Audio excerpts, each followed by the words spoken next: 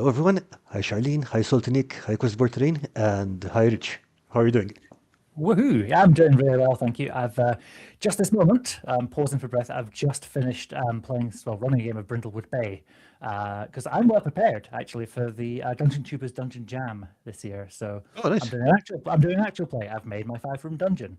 It's all gone actually fairly well. I was wearing my kilt as well all of 5 minutes ago. So decompressing, calming down, chilling out, but very happy to be here. How is Malta this evening, Carl? Pretty good. Pretty good. It's a bit quiet. We might hear some explosions for Jesus today, being Easter, but otherwise it's quite nice and chilled. Oh, excellent. Yeah, we had snow today, actually. It's no Really? snow all winter, and then hey, Easter time, April, love it. Best time for snow. But that's good traditional Scottish weather, I think. It just every season in a day, and just lovely chaos. Keeps you on your toes. And like even in the middle of something, like you know what, I think I will just bring a jacket just in case. That's, I mean, like, it is spring weather after all. Okay, so we are here today to talk about actual plays. Heck yeah, I have so many actual plays happening, and yeah, happy to answer all kinds of questions, or just I will chat happily about all of the stuff that I'm running as well. Please do interrupt me if I go into full self promo land and be like, oh, but there's this and there's this. Oh, that's coming soon as well. You can't wait for that. Yeah, I mean, look, that's why you're here. So we do have a link to all your socials in the doobly-doo, Mhm. the description, but I'm also Yes, posting them on the chat here. How about you excellent. start by telling us about what actual plays you're running? Cool. So I'll just start from the very beginning.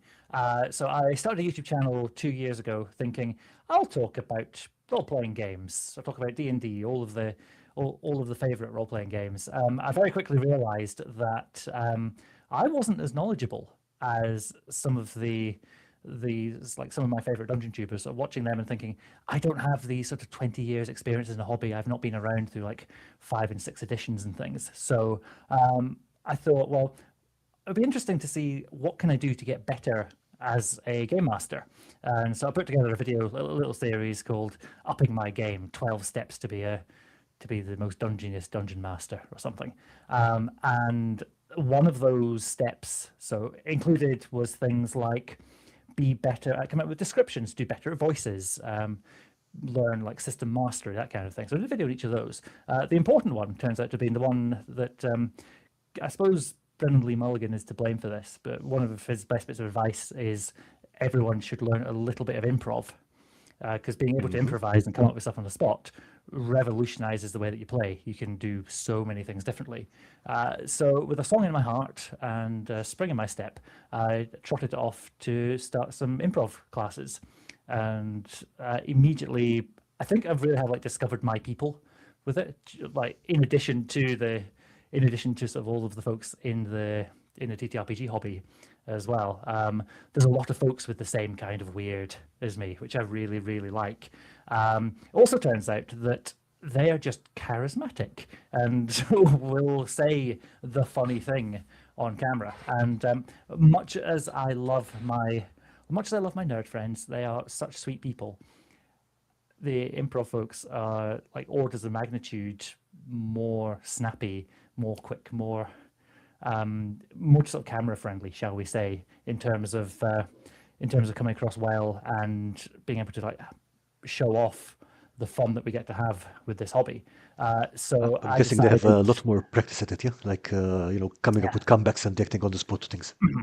yeah, and is it so much of it is just reacting to what's going on and then just adding to it. So you'll have heard sort of yes and gets used a lot of, okay, Hmm. I've understood what you've made and now I'm going to create something as well.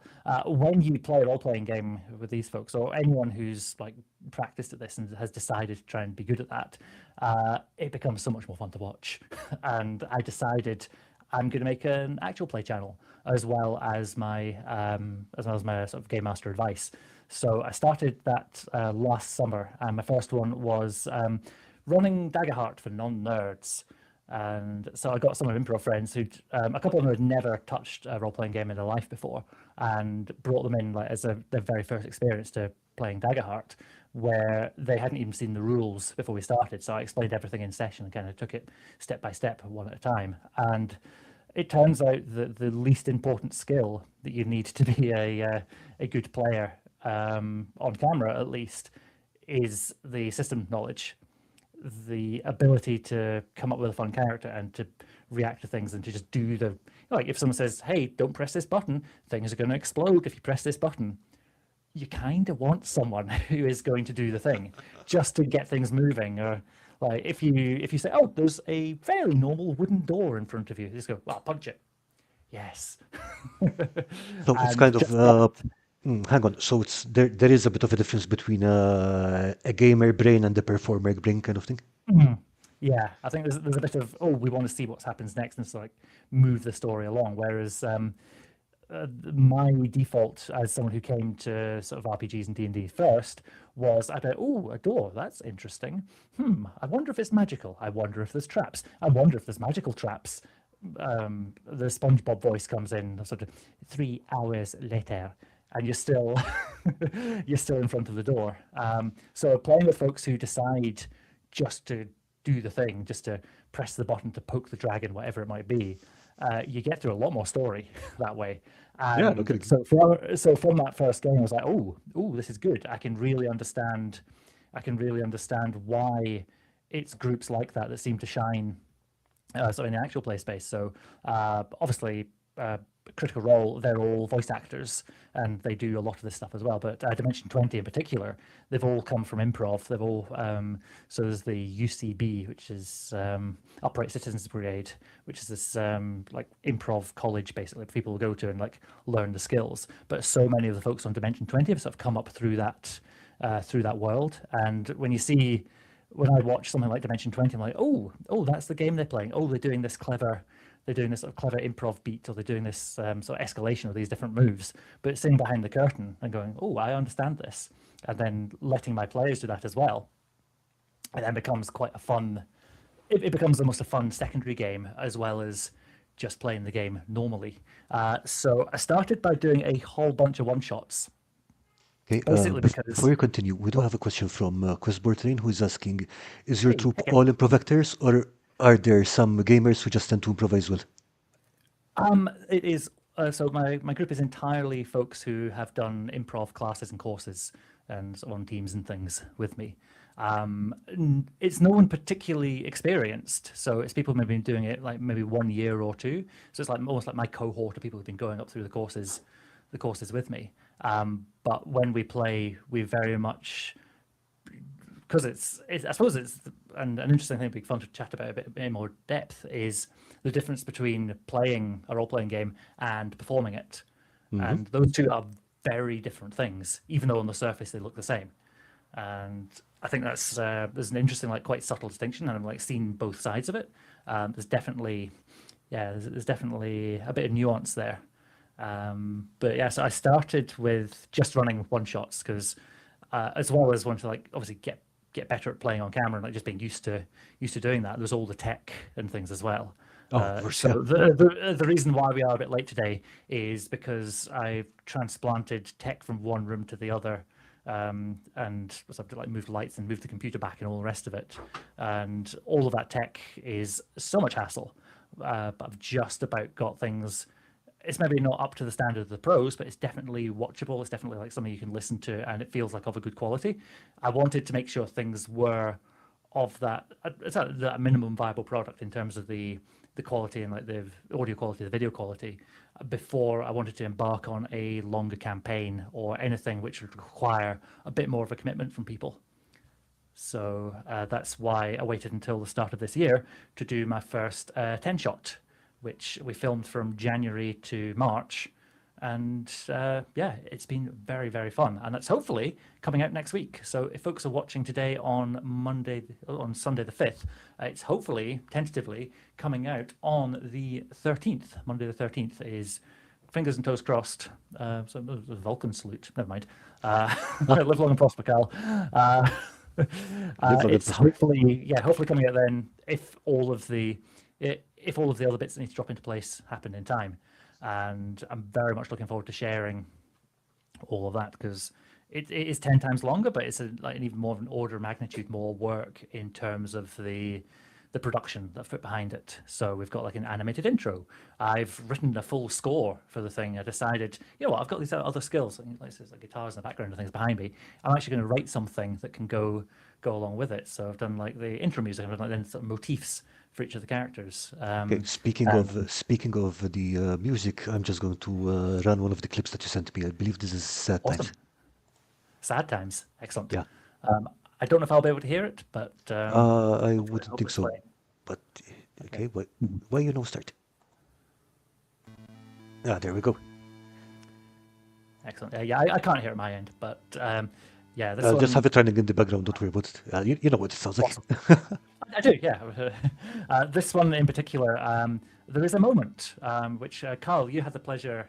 I bugged you. I tricked you into being an alpha watcher for this first For two episode. episodes, yeah. Oh, yeah, have your second one as well. Excellent. Yeah, oh, Yeah, yeah. and I can send you the third one, but you have to make notes because I've not edited that one yet. Uh, but there's a particular moment at the end of the first episode which I thought this needs something a bit special.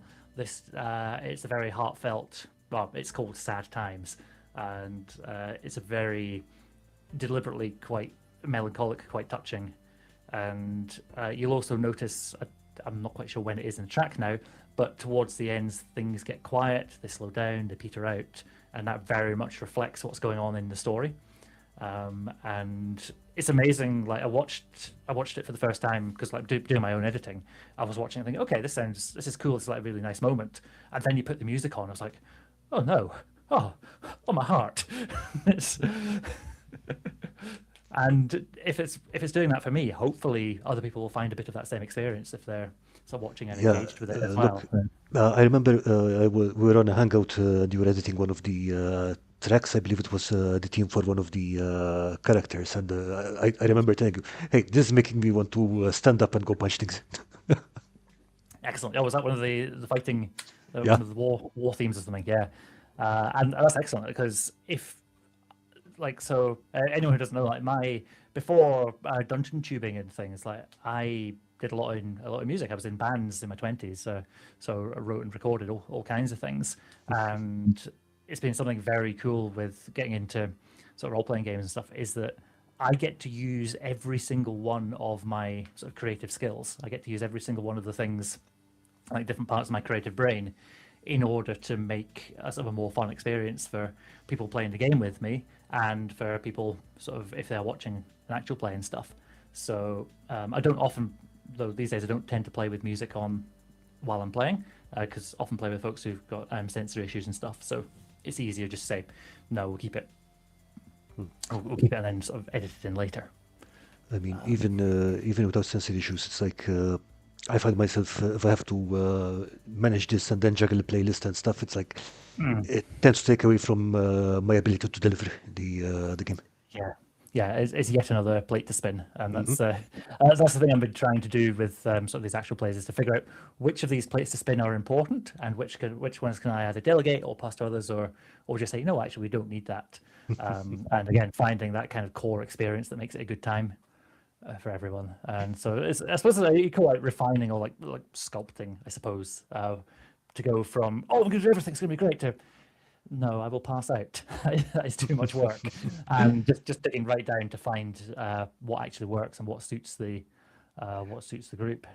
So Dungeon Matron joined us. Hi, Lisa. And she says that means Carl was especially motivated because he usually wants to stab things rather than punch them. Well, yeah. Oh, not nice. I feel there's a nice nuance between the two. Do you feel in a different headspace for one or the other? One or the other. And yeah, because Bertolini is asking if you're all in the same room when you're doing the live play, the recording the show. Yes. So I discovered in lockdown times that when watching RPGs, like watching actual plays and stuff, a lot of the groups switched obviously from in person to playing on Discord or whatever else. I know a lot of groups struggled to keep the connection going and all sort of the fun shenanigans. And I found that watching series that kind of changed from one format to the other, I just sort of lost momentum with it, and I found I wasn't as engaged watching people sort of speak over Discord or similar. I think mostly because you don't get those little cues with each other. Like even me and you talking just now, I'm making a point of not going, yeah, yep, when we're talking, because it's very hard to like know when someone's finished. So like just now talking like big long sentences, so that it's very clear for you when I've stopped talking, and when you can see everyone's wheels spinning, trying to do all that kind of stuff, and again worrying about the extra stage of tech, that just kind of took me out of it. So one of my things I always wanted to make sure of for these actual plays is that it's all in person, it's around a table. The experience tends to be for the players really quite lo-fi and as organic as possible. So I made sure we had printed character sheets, and we're using minis and stuff rather than. I'm always so impressed with people that manage to do the whole Roll20 thing, like the VTT screen on the table. But I'd like maps. I like the physicality of the hobby. I like having many many math rocks to play with. So yeah, I think I do feel there's it works for some people, and for a lot of folks it can be the best way of them getting together. But because my group, I knew they're all local, I knew we could find a time to physically get together. That was the way for me, and I think we get lots of little moments that come out of it that we might have lost if we were trying to do it through another medium. Yeah. Besides, again, from watching the first two episodes, one of the things that really looked good was the interactions between the players, like literally handing each other stuff and fidgeting around together. Yeah, yeah. So we have a running joke later in the campaign that it becomes hell to edit because Joseph, one of the players, does so much object work. So every time I say, "Oh yeah," it cuts to a moment with him. It was just already like just doing this and that, sort of making stuff, doing something with their hands, and that's straight out of like Improv 101. You want to be sort of doing usually your dialogue is the most important thing, but you can still be in a scene. So often it'll be, oh, I don't know, say it's a couple in a kitchen together. Well, someone's probably doing the dishes. Someone's going to be like washing plates and stuff, and you can pass one to another, and they can be drying. But the scene should never actually be about the dishes. You might say, "Oh, could you pass me the tea towel or something?" But the conversation should be, "Oh, we're doing all this stuff." But okay, let's talk about mum or whatever it might be, and having that conversation. So having the two things on the go at once, and letting the players have fun with that as well is very, very cool. It makes it a bit tricky to edit because I don't have to like check all three cameras on the go. Oh, someone's having a really nice moment. Just see some of the others just like, what are you doing? I didn't even notice this because as game master, I was like really focused on the player I was talking to, and then I just found out there's like shenanigans happening across the table. But I really do think that adds to it. It becomes I know a lot of actual play stuff. It's second screen TV in a way. Lots of people will watch it in the background, or they won't be fully paying Just attention listening, to it. kind of thing. Yeah, yeah, yeah. I do plan on making there's a couple of things I'm actually planning. I'm going to be doing a podcast version, which I will ask for some help about actually because I've not done like the syndication and like getting on Spotify and iTunes and all that. So I'll figure that out. I'm also going to do a what call it, like a no audio effects version, so no music, no swooshes and bloops and things, so people can just sort of listen to or watch a clean version. Because again, folks with sensory issues, it's just becomes an easier experience for them. So having chatted to a couple of folks who are watching in the first place, like, oh, I love the music, but I'd love to hear it just sort of just as its own thing. And while I'll accept there might be some awkward pauses, then it's just being accessible. It's letting those people possible have the best experience with it, and yeah, being able to like show folks, being able to have the experience in lots of different formats, let people access it as they like, is hopefully going to be a good thing. With the main video, I've made a point of, so in the first episode, the system, by the way, is Dreams and Machines, which curious question for chat. Unless I've told you about it, have you heard of Dreams and Machines? It's a system by Modiphius, which is a sci-fi kind of, imagine like the people at the end of Wall-E is a good starting point. So sort of like a trash punk, sort of low tech kind of thing, but with a world with like a big history. Kind of like if anyone knows Numenera, the cipher system, the Monty Cook world, kind of like that. But yeah, Kind very of much a sci-fi setting. post-apocalyptic, but not the thing where everything is radiation and mutants, kind of. Yeah, I think maybe 100 years after that. So say like Fallout's happened, and there's been the bad times, but here comes better times as people like fill up more communities and things are growing again, and people are starting to live with hope. And one of the big things, like the big key in this campaign in particular, I really wanted to show off that it really does have heart at the heart of the system. There are mechanics for the relationships between the player characters. They can choose to be a supportive bond or have a rivalry, and this is a conversation I've had a few times with I think yourself a couple of times, and also with Salty Nick as well, on the whether a system needs to hold your hand through the role playing, and this is one that definitely does. It says, hey, you get this mechanical bonus if you choose to act in the way your character would.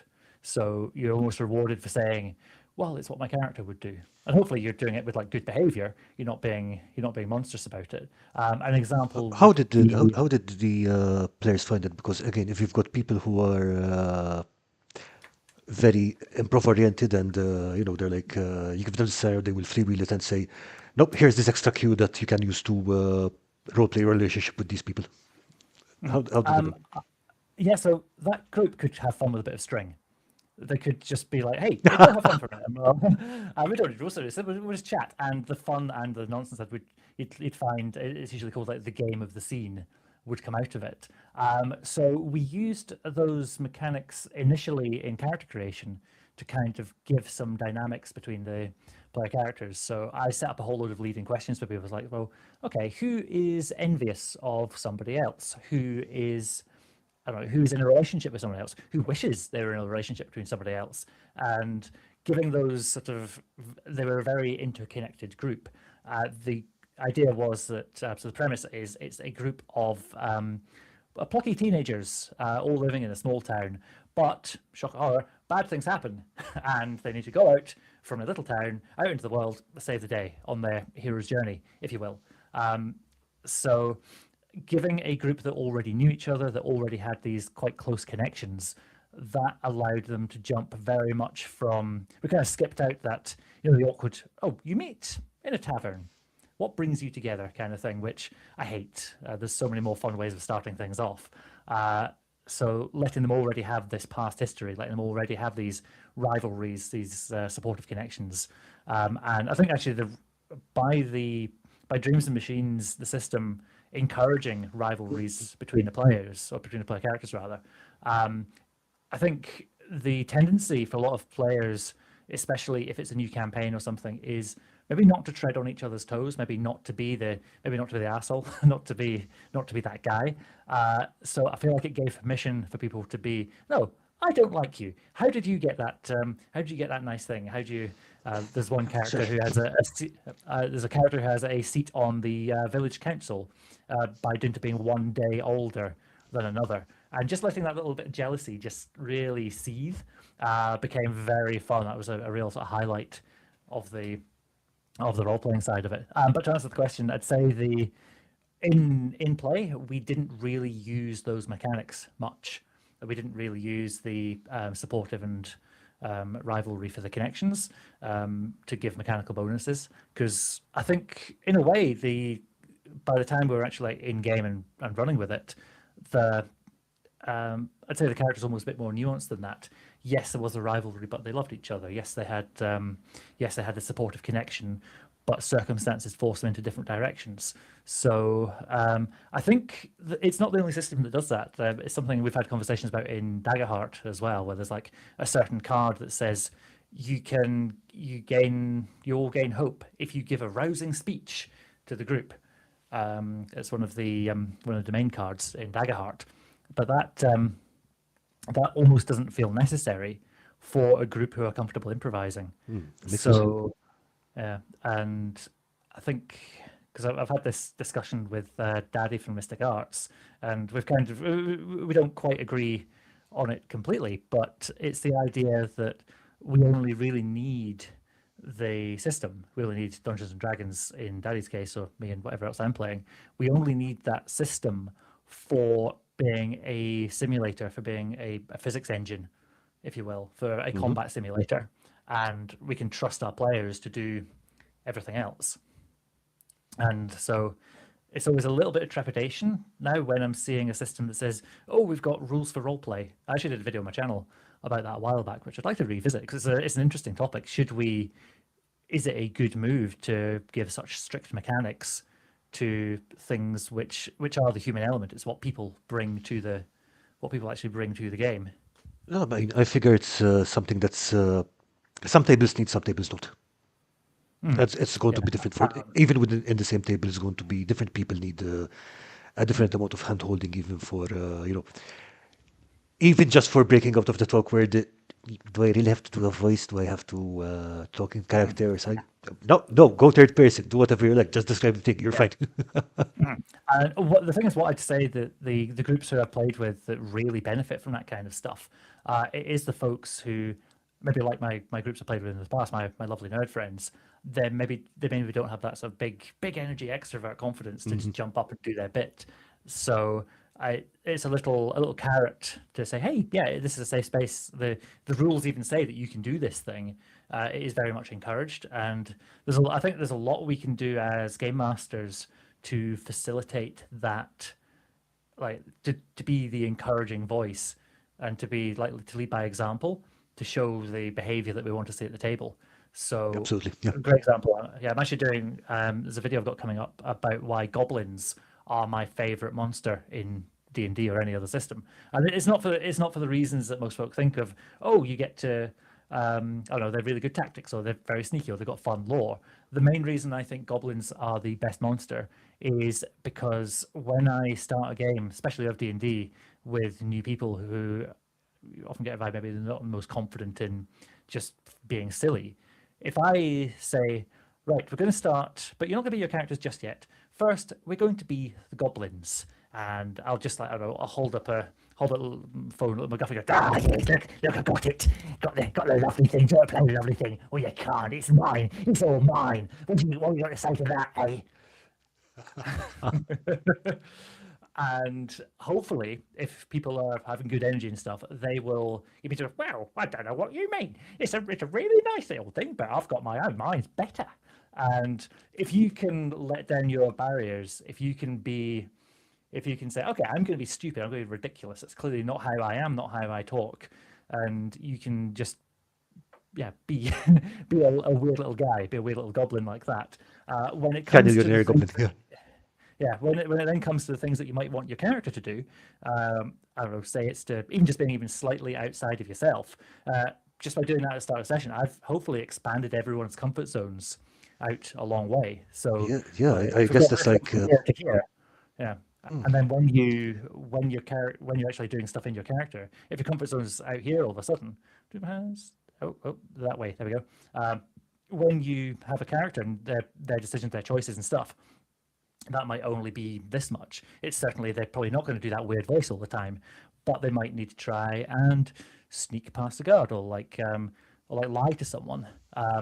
But that comfort zone is already larger. And for folks who maybe struggle with confidence or maybe even just aren't sure of the group dynamic and what the vibes at the table are going to be, I've immediately given that permission. I've immediately made that space safe to be as weird and odd as you'd like to be. It kind of sounds like a warm-up session before training, but for your imagination. So, Exactly. Gaming Treasure Chest joined us, hi there, and Sultanik is saying, when Rich mentions goblin voices, I lose my shit. Question for Rich, what kind of voice would you give to a cardio goblin? A cardio goblin? Oh, for context, for anyone who doesn't know, Sultanik has created the, I can't remember what the adventure title is, but it's, there are cardio goblins who are the baddies, and I believe it's an index card RPG. Yeah, but it's a little one-shot adventure, and you're fighting off these cardio goblins who are like goblins but absolute gym bros. They want to see the gaze. I reckon. So, how would I do that? Because it's all like, do this, but that doesn't sound very strong. So the temptation is to make it a bit deeper, but then you go to like go a bit into this voice and go like that, yeah. But that feels like the kind of the stereotype orc voice. That feels like my Jason Statham. I'm gonna get well hard. I'm gonna Yeah, that's definitely more work. yeah. Yeah. Yeah. And So so, yeah, I think so hardy goblins themselves, because they're meant to be very very quick. So they'd be yeah, can do that, can do that. Oh, I've got this shiny little thing, got this. Oh, look, I found this. I said the memory card. You ever seen a memory card? There's so much in here. Gotta be great. And scooting around the place. The sad thing about doing the sci-fi campaign, there's not actually that many opportunities for silly voices, because everyone tends to be like villagers and townsfolk of a place. So I had to like sort of rein things in and be a bit more, a bit more step sort into more of within sensibility. Yeah. myself. Yeah, yeah, So Nick is saying that the adventure is called Cardio Goblins and the Missing Gains. yeah. With a Z, I assume. Yeah, of Oh yeah, course. yeah. As it should Games be. with a Z. And Game and Treasure Chest says, interesting idea with the goblin voices. Who doesn't want to be a little goblin? Heck yeah. Well, I assume that's why we'll get into this hobby. We're Oh, looking yeah. for an opportunity to be. I think everyone does need that outlet somewhere in their life. It was something I remember. Even like I remember the first time reading bedtime stories to my niece and my nephews. That yeah, but I think it was something like an absolute like the quintessential kids bedtime story. What's the one that says you can't go like around a mountain, can't go under the mountain, can't go over the mountain. We've got to go. Oh, I'm getting things mixed up. No, never mind. But doing that and just trying to be like having the big energy to it and to be like exciting as a storyteller. I feel I reckon there's a video in this. That'd be interesting. How yeah, the bedtime stories are better than your D&D campaign. Absolute clickbait title. Yeah, I But will think about look. the storytelling techniques and the ways you do that to make a Actually, I think that would be a good one to make for Fey Week, which will be at the end of this month. So unless you've got something yeah. going already. Yeah, there you go. I had some ideas for it. I don't think I've got time, given the amount of Yeah. too much stuff on my plate.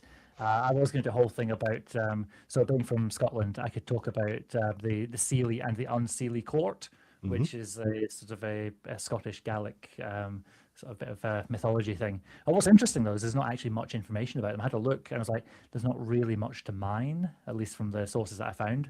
So I'd have to go a much deeper dive. I'd like to take books out of the library, or just start inventing stuff. So, but I think in the end, that is too much on for me. So I'm gonna skip that one, I'm afraid. So let's see, because the chat is going wild over voices now. So we've got Chris Bertrand says, now I want to see the transporter with goblins. Try. The transporter.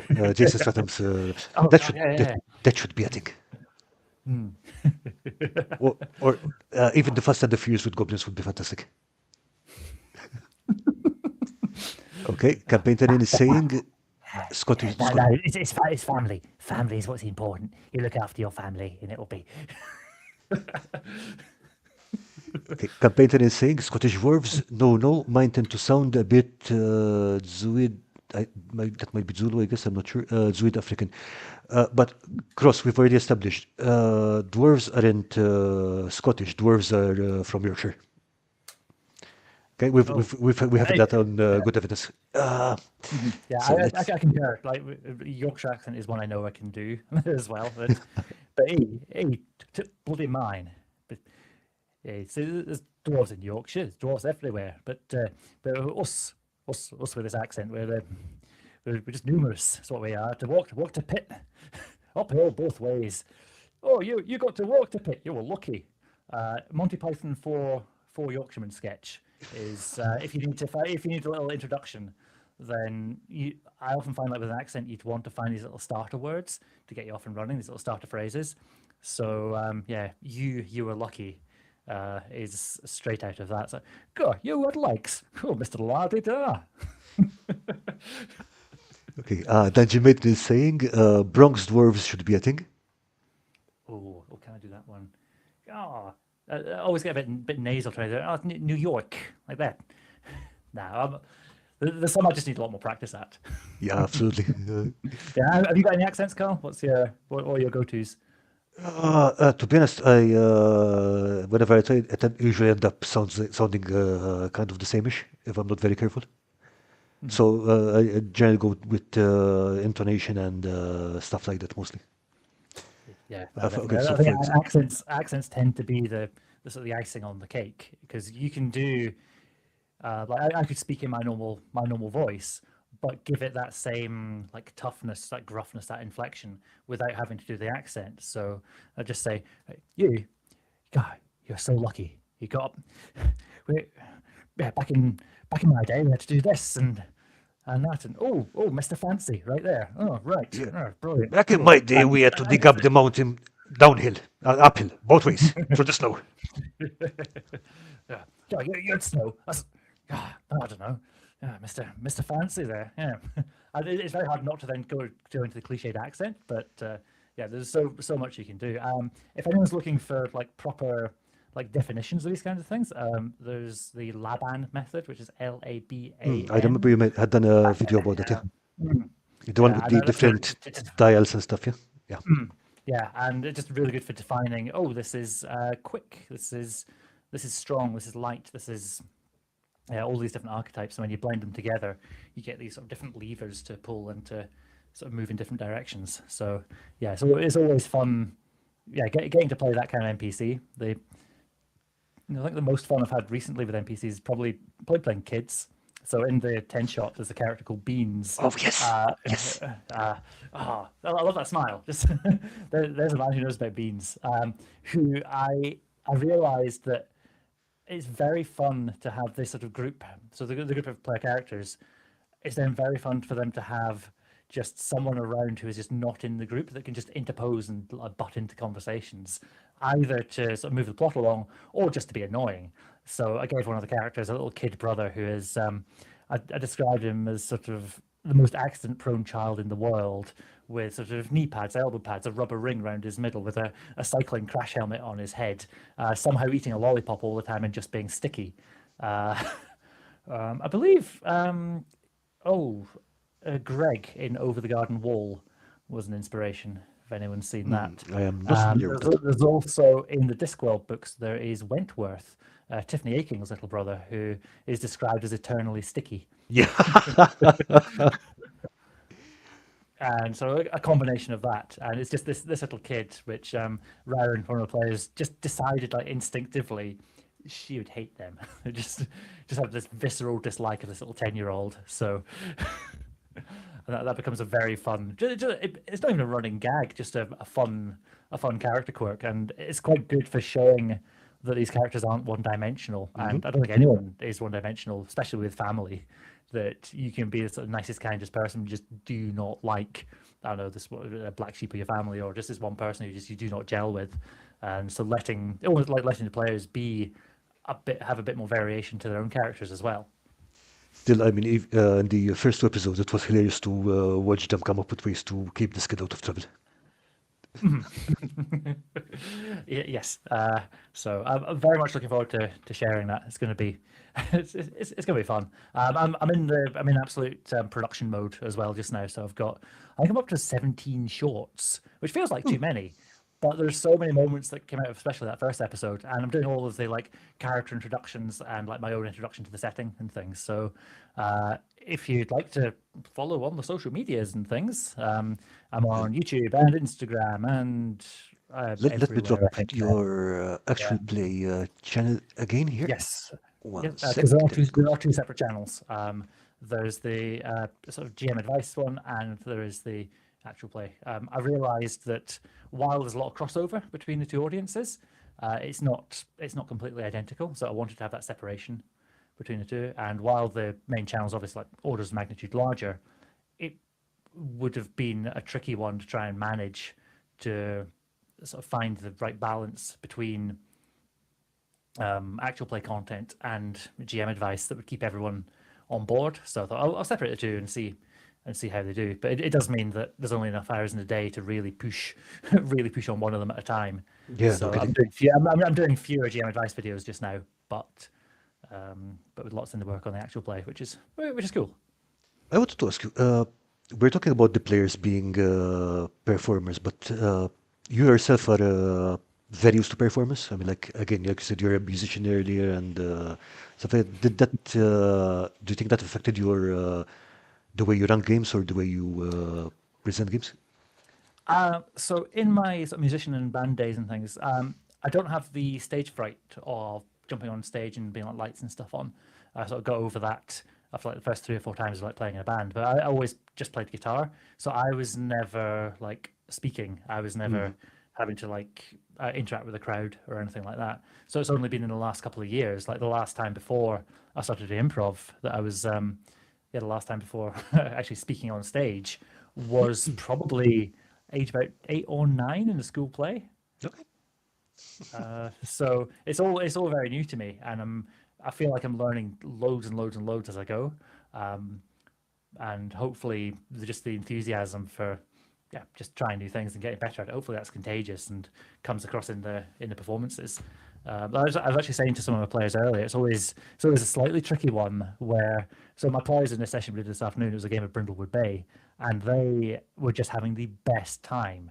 It was so my 4 players were playing as little old ladies solving crimes, but there was no way for me to usefully join in the conversation. I was like, oh, I want to be in here, I want to play with this, but I was being all the NPCs, and they were having this like group huddle in another room. So I was like, oh, guess I'll just sit here then and just giggle. But it's interesting the separation obviously between like player and game master. Like you do take on the extra responsibility, but you get to like insert yourself in so many more of the conversations. You get to be like I suppose star of the show in some ways, but also it's like but it's more like the supporting actor in every scene, which is an interesting dynamic. Even though you probably get the most stage time, but you're never the focus of the story.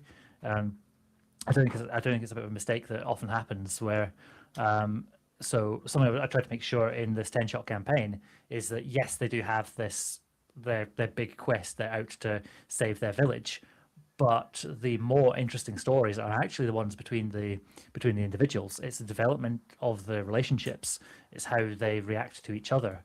And if you have the A plot of going out saving the day and the B plots of the character arcs, it then gets fascinating when they don't intersect in the same way. So there's a moment later on, without spoiling anything, where they've won this really big fight, but they've just found out something really bad, and you get that kind of Pyrrhic victory, I believe it's called, where you've got this very high point, but the character's feeling terrible.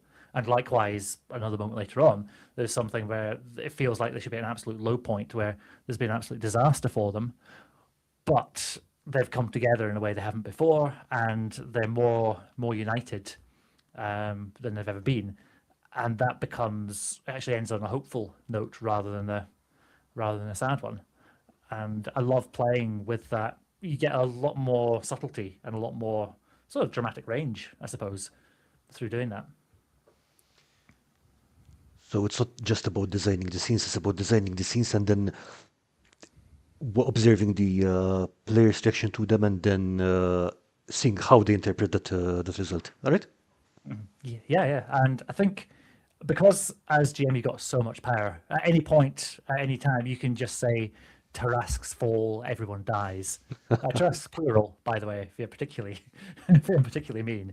That I've often have a little bank of stingers that I can just throw at players any given time.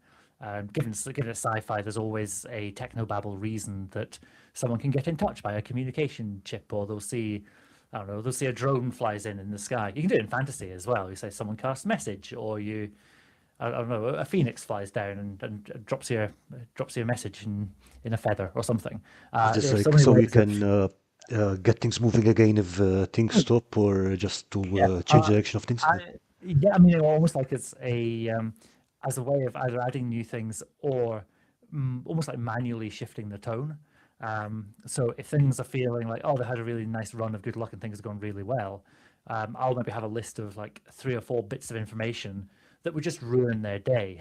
So there's one example again later in this campaign where I hadn't decided on including it initially, but I thought, no, actually that could be fun. That'd be interesting to see. So like a character gives an update on what's been happening at home, and it all sounds very lovely and very fun. And then they found out some really like difficult news with it. But just me noticing the ebb and flow of the session, it then lets me either like bring things up from a downbeat or pull things back. And I'm almost if you've ever seen Wallace and Gromit, There's the scene where Gromit's sort of on the train, sort of laying a track just in front of it, and I've got this little bag of pieces, and I can say, "Oh, let's go this way now," or "Let's keep on going that way," or "I'm enjoying this. I'm going to keep on adding straight parts." But at any moment, I can just choose to move it, and there's a few of them just never got used in the end, which is it's probably okay because I always like having a bit more up my sleeve. But it's interesting that if I was to, I probably could improv some of that stuff, but because it's a longer campaign, because I know there's the information I want to impart to the group sooner or later. It's very much, if people know the secrets and clues method, which I believe is a Mike Shea one, Lazy Dungeon Master, or it could be Alexandrian. I don't know if chat can help me out there. It's definitely one of the two. But the idea of that is that you don't hide the information behind a particular thing. You don't say, "Oh, if you find that secret room that you've got to roll this really high perception check to, I see. then you will find the thing." You say, "I've got this list of information that I want the group to find over the course of this session, maybe the next, and I've got this like list of ways that they might discover it." And then you can just at any moment you might think, okay, they didn't find the secret chamber behind the altar of the Death Temple, but as they're walking by outside, they can maybe see a light in the sky or something where they can get a bit of that same information another way. And I found that was a big revelation for me as a game master. It's like, oh, I don't need to keep them on rails so much because I can still get that information to people in lots of different ways. And that, again, really helps with the improvisational side, because if people go off track, you've still got this list of things you'd like them to discover by the end of the session. And it's then no problem. If they go left instead of right, if they go to the city instead of the forest, you can still find ways of bringing things to them. I'll be honest, it's a thing you learn to do very quickly if you have a party of murder hobos. Because, this person has the vital clue. Oh no, you killed him. There's a lot in their pocket. Yeah, very much like a Schrodinger's clue. Did you tolerate murder hoboing in general? I don't know how Not anymore, actually. Yeah. Is that something you've maybe had in the past and you've like, okay, and find out how to deal with that? Just get the players on board. Okay, this is what we're going to play. This is how we're going to play it. If you're just going to kill everything, then find another table. Yeah, I think I count myself very lucky that there's a whole thing of like the narrativists and the simulationists, and I always forget the third one, the completionists. Like that sort of triangle of three types of role player. I've also had that debunked as well. Like, oh, everyone's got all of that in them into like greater or lesser extents. But for me, my players have almost been, I was going to say masochists is actually the word, where they're not so interested in like dishing out harm to the world. They're actually much more curious of like, oh no, I'm gonna have to say it now. They almost prefer to say "hurt me, daddy," and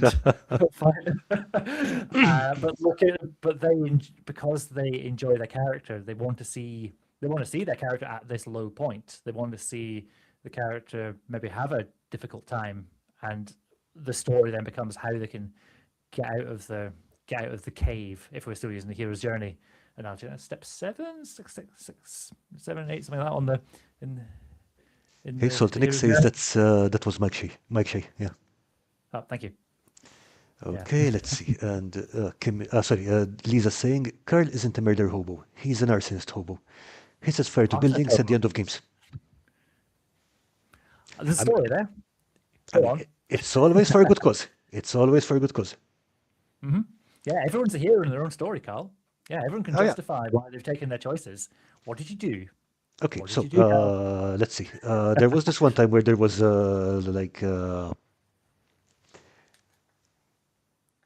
two occultists in a museum with some very dangerous paintings and stuff like that. So obviously we set fire to the museum.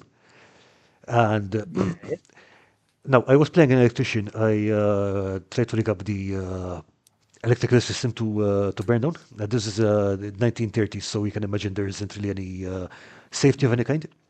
Okay, so there's no fuses. You don't need fuses. Okay, so bear this in mind. Electrical engineer character, right? I roll 100, which is in Call of Cthulhu. It's like extreme fumble. Yeah. Yep. I push the roll, which I was told later that don't think you can do that on a on a quiet. fumble, but Yeah. we didn't pay attention to that at the time, so we went with it. Guess what? Another 100. Oh, really?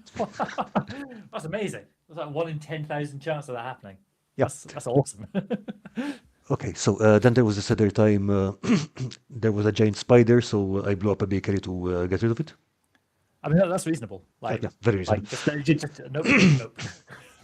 Okay, No, then I'm with there that was one. this time there was kind of a living slime in a barrel, so I set fire to the building it was in to get rid of it. I don't think it's so much that I like setting fire to things. I think it's more people like to put me in situations where I have to set fire to things. Hmm. Yeah, I was chatting with Peter from Tales from Elsewhere, and I played through his example adventure for Clockworld, Hmm. and in that sort of example adventure, it's a house of zombies basically is what it devolves into. But so many groups just look at the zombies, and just say, "Boom." It's interesting. He was saying like lots of people will either just explode the place or try and be as like subtle as they can. And it's then the fun of being a game master saying, well, that's nice, but here come the unintended consequences of your actions. So Soltanik is saying the orphanage was asking for it. Oh, sorry, I didn't hear that, Carl. Can you say that again? I said Soltanik said the orphanage was asking for it. There's a it's in the Oxventure, which I don't know if you've ever come across. That's the outside Xbox folks that are UK. They've done lots of actual play stuff. But anytime I hear about orphanages in D&D, it was one of their quite early on in their campaign where they somehow got a load of skeletons on their side. And it was absolutely a monkey's paw of a thing. Okay. And they have an army of skeletons that would do whatever they said. And so they like finish adventure, yay, hooray, great stuff. Oh, skeletons! Can you rebuild that orphanage for us that had been blown up by the big bad? And so they said, all right, yes, boss, because of course they speak like that. Go, right, yes, boss, anything you say. And then sort of 1 hour later, they're sort of walking by, and GM gets them to do like a perception, saying, "Oh, you notice this like the bricks and the mortar that look a bit weird." And so the people go, "Oh, skeletons. What have you built this orphanage of?" "Orphans, boss." Oh god, that's so dark. I love it. And just the horror off screen of whatever might have happened, but there's an interesting line like the difference between like sort of like horror and comedy like that is that's clearly comedy, but it's all about where the camera is. If you'd have seen the detail of the skeletons, Yeah, I don't know, Order 66ing these kids, that would not be a funny moment. yeah, for sure. But to have the camera sort of pan away, and then you realise that afterwards, sort of prod the sticky wall, like, what is that? Yeah, just oh dear. Okay, bringing on to something more aesthetically pleasing than an orphanage built out of orphans. What do you say we look at some of the character art that Sure, yeah. you prepared? So one sec, let me bring that up. Cool. All of this was designed by my friend Ailey, who is one of my players. She's also working on the intro animatic as well, which is very cool. If some of the designs look a little bit familiar, they're slightly traced from Hero Forge. So some of the faces might be like, oh yeah, I recognize that, or some of the poses are straight out of there.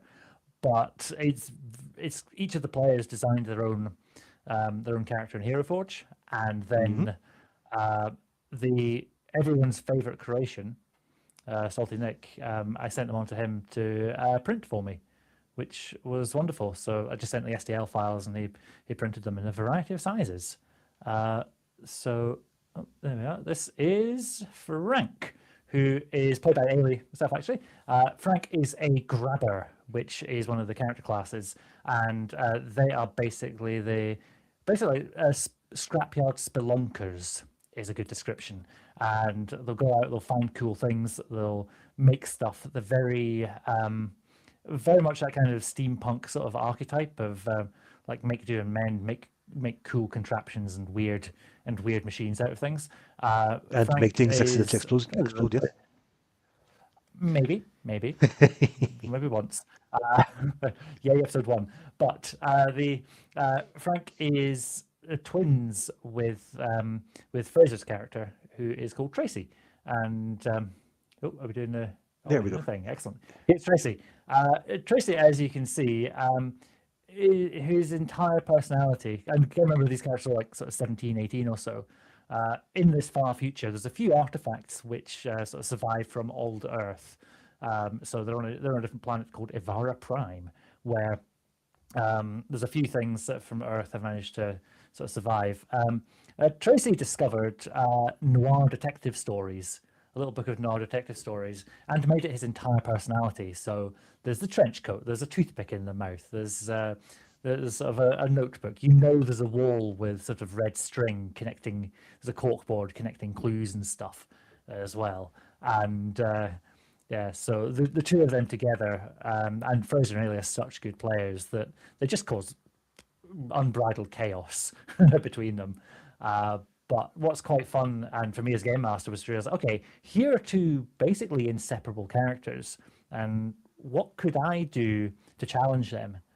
What would separating them look like? What is a wedge that me playing the heel, playing the baddie, playing the whims of the universe can do to separate them? And there's some moments later on where suddenly they are like by themselves and they don't have each other to rely on, that become like really big moments in terms of character growth, and just for you find out who these people are in isolation, which I think as one of the themes of the story, it kind of becomes, well, who are you when you are outside of your community? Who are you when you are out in the world doing your own thing?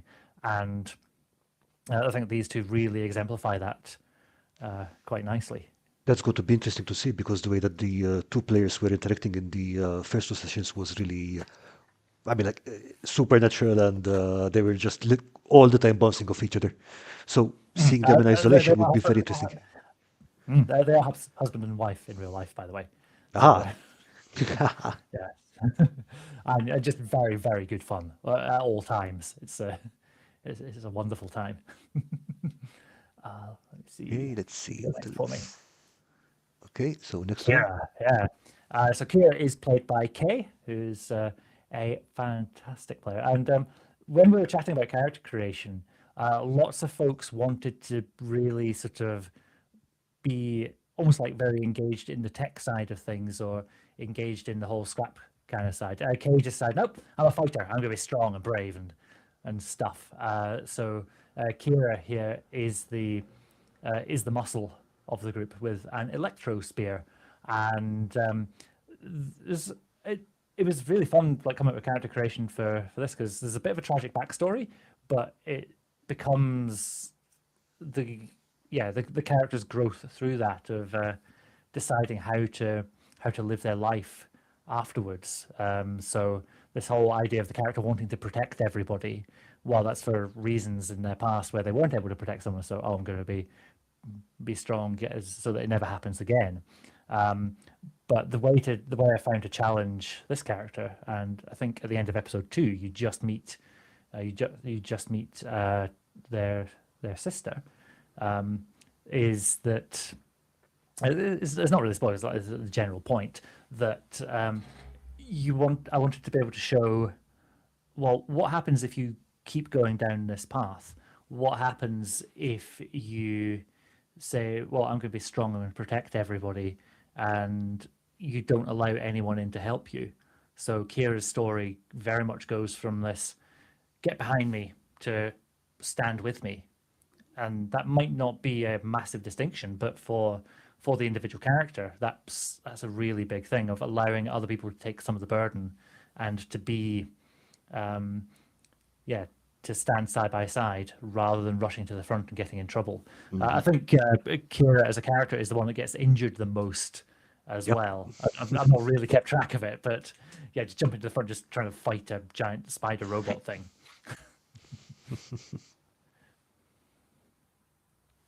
Let's see. Next we have Pidge. Hooray! Pidge is played by Rowan, and I think Pidge is probably the emotional heart of the story. This would be a good moment for some background music, by the way. Did I send you Pidge's song? No, you sent me Oh, Jim right, and never mind. Grippers, but we'll get to that. Okay. Yeah, cool. So Pidge is very much the kind of emotional heart of it, and for the music for Pidge, which folks will hear sometime soon, that one is actually a sort of a mirror of the main theme, which I thought was very nice, like having that sort of, oh, it's that again. That's already familiar. That's already feels like something we know and we like. And Pidge is, I don't know how to describe it. So Pidge is like a bit younger than the others, like a year younger, which doesn't, like, if you think about that as us as like, yeah, men of our, I don't know, men in our prime, shall we say, like Mhm. 1 year difference doesn't really matter to us. But I remember like back in school where you did not associate with kids who were like a year younger or older than you. They were Word. either little weird kids, or whoa, they're so big and mature. We're never going to be like them. And Pidge's whole thing is about being accepted by these older kids, and so sort of tries extra hard, tries to really like show off, to sometimes to their detriment. And there's then I don't know if you caught any of the burgeoning romance that Hmm. was happening as well in the first couple of episodes. That's really fun to see that happen. And just again, Rowan's a fantastic, fantastic player too. Very good at calling out the little things that other characters do. So it became very fun seeing.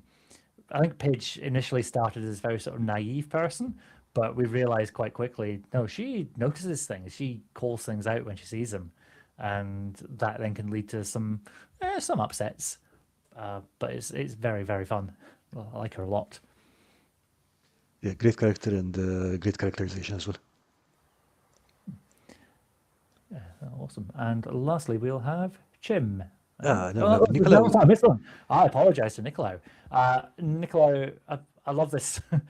I let the players design their own characters in Hero Forge, which was, I think there's a couple of them that hadn't been on there before. I'm like, oh, what is this? I'm going to lose weeks and months of their lives to figuring it out. So Jack, my player, yeah, was looked after Nicolau, and we described him at first as the character class for this one is Fixer, actually, which is more about being the like a merchant and go between people. And the sort of core concept of this one was, well, he's going to be the runner, going to be the kid who nips between the adults buying and selling, and just sort of being a bit of a wheeler dealer like that.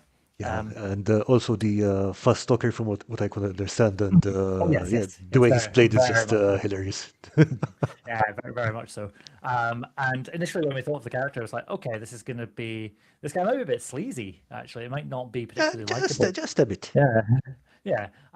But the way that Jack plays it is, he's a damn charismatic man in real life. So it's very fun to try and like play NPCs who are having none of that nonsense, just just not falling for his charms. In Yeah, the end, I think he probably rolls really well across the course of the campaign. So that was probably my hardest character challenge in the end, really. because we didn't have a like the goals were pretty legitimate. He wants to be a merchant. He wants to sort of be successful. Those are quite admirable goals in themselves. So how to really challenge that character? And it took me quite a way into the campaign to realize, I finally got something. And I won't spoil exactly what that is, but when that one hits, it's We'll get to a it. We'll get very, to it. yeah, it's a very nice little sort of crisis of confidence for him when you see, actually, I'm maybe not as good as I thought I was. I'm maybe not this person who I maybe hoped I could be. So, um, but along the way, there's so many shenanigans. In episode one, yeah, trying to sell special carbonated drink to anyone who'll listen.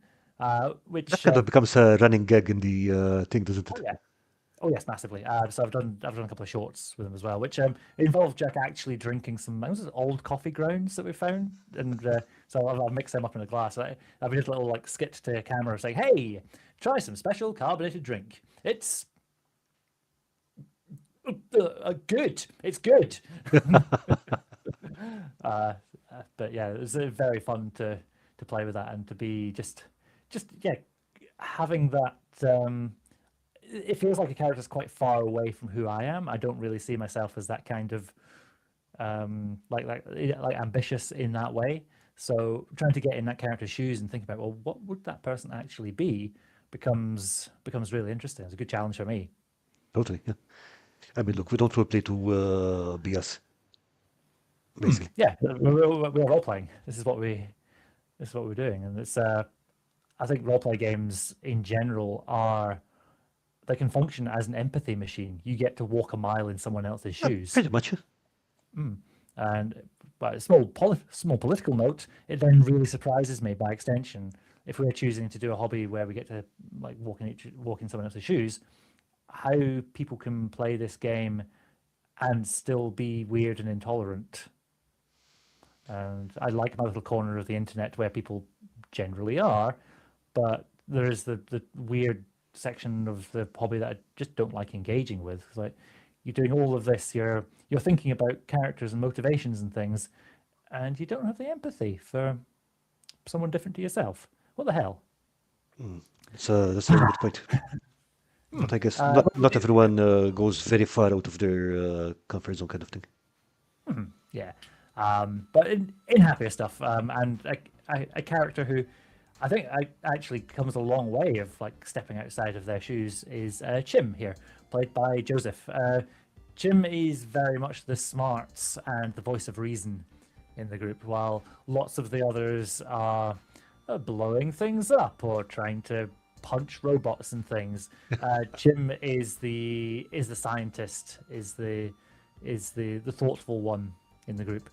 Also, this is a character who is one day younger than Jack's character Nicolau, and that rivalry becomes very, very fun because Joseph plays it so well. Just that sort of very petty, very. It just you can almost like feel the teeth grinding of sort of trying to be polite while despairing at some of the choices that get made. Especially if you've watched episode 2, Karl, then yeah. But I've also got the theme song playing in the background right now. oh, wonderful! Thank you. Yeah, Chim's big thing is it's about being the smartest one in the room, and I think Chim, out of all of the characters, while they're all like clearly like adolescents, they're very much outgrowing their small village. Chim is the one who really does feel like the big fish in the small pond, and wants very much to sort of test their mettle out in the world. And the fun comes later when they realize, oh, actually, they're not as knowledgeable. They might have been the smartest person in the room, but the room was very small. And out when you're like, I don't know, sort of in this wider place, so the group go to like larger locations. And I think for that character, I could very much see like some of myself in like I was like a little smart kid in school, and then suddenly go to like university, and I was like, oh, everyone's like just oh, okay, great. I'm actually going to have to knuckle down and really push to sort of shine in the same way of being, I would say, be the special one.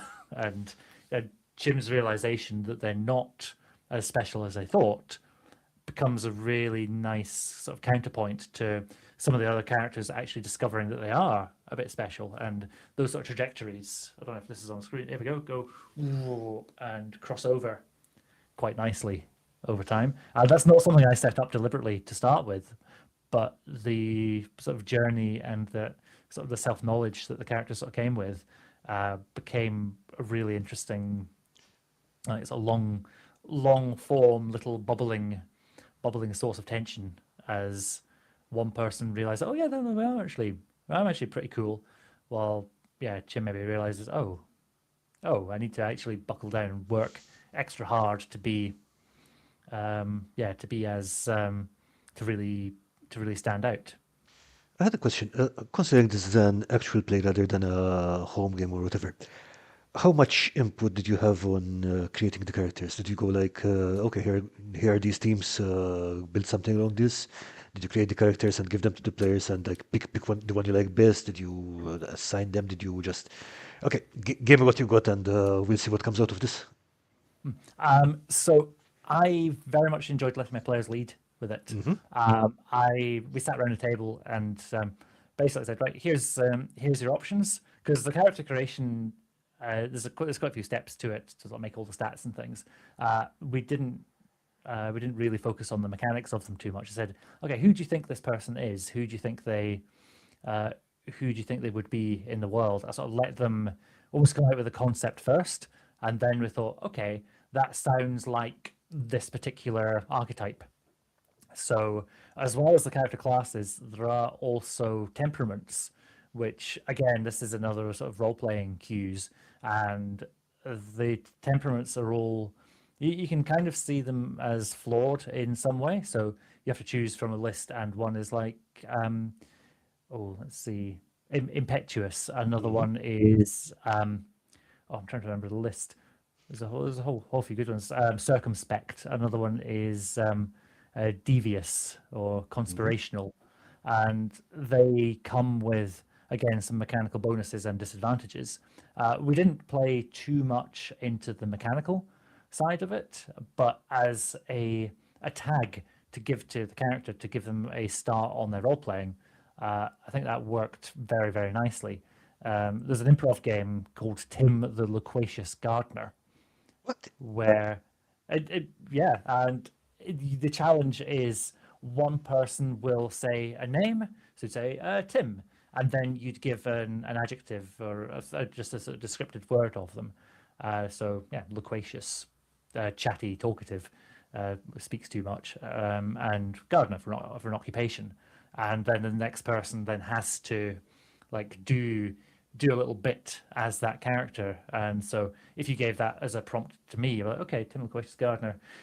God, oh, well, I found all these vegetables. And they were lovely. And so if you only see these turnips, well, wouldn't you like to see these turnips as being a lot of things to speak about? You think you've seen funny shaped vegetables, or you ain't seen funny vegetables like these before, etc. Uh, of course, That. he's gone sort of West Country Cornish or something.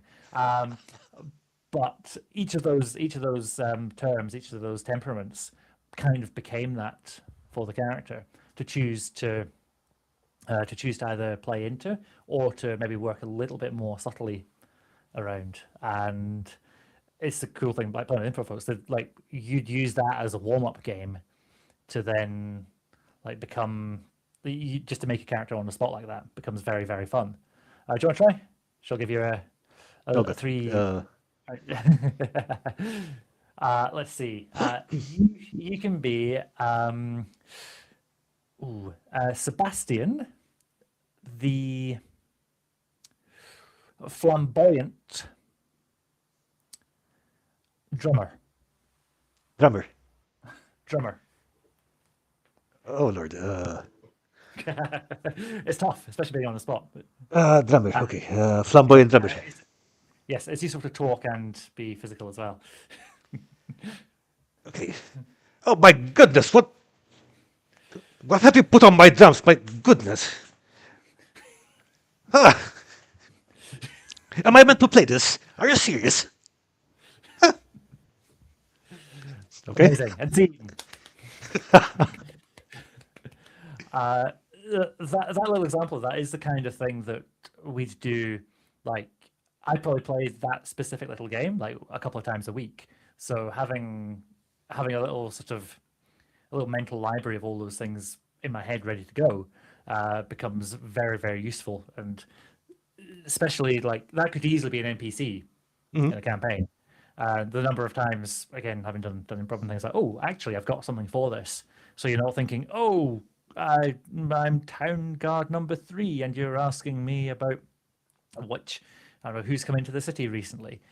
If I play that little game very quickly in my head, I'll be, okay, I am, Jonathan the hungover town guard.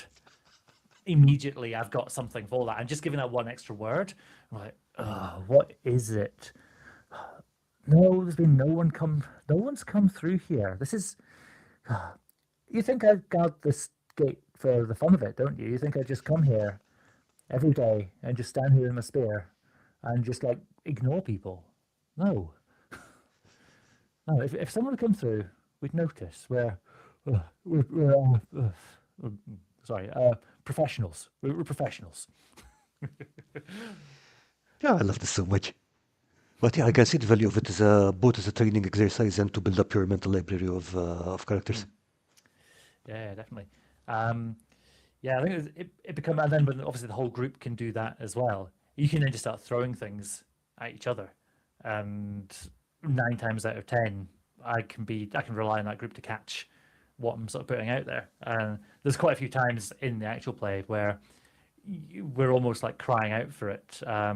One of the very early ones is I just say to Fraser and Ailey's character, so these two gravitrons of Frank and Tracy, I'll go, right, now I'm trusting you. You're responsible this time. I don't want to see any explosions. And they go, no, us, we'd never. No, I mean it. Remember what happened last time? And we cut to the last time there was an explosion. And that becomes very fun because even when you like sort of deny, it's like, oh no, no, we're good, we're nice, we're kind, we'd never dream of doing something like that. I do That you made character to voices say. all the time when I'm taking a shower. Excellent. Yeah, I love that. Actually, that exact moment reminds me. You're doing a lot of things like saying, for example, cut, and then you're going to a flashback. You're doing it constantly. So that's Mhm. all improvised. There's not because I wasn't sure when I was listening to it whether it was like you're cutting to something that happened in a previous recording, or if you were just literally just okay, here we're going to make some shit up. Mhm. Yeah. There's a really good article which I'll send you a link to just now. Actually, it's by Bully Pulpit, the folks who made Fiasco, Okay. and it's basically it's this article called how to end things.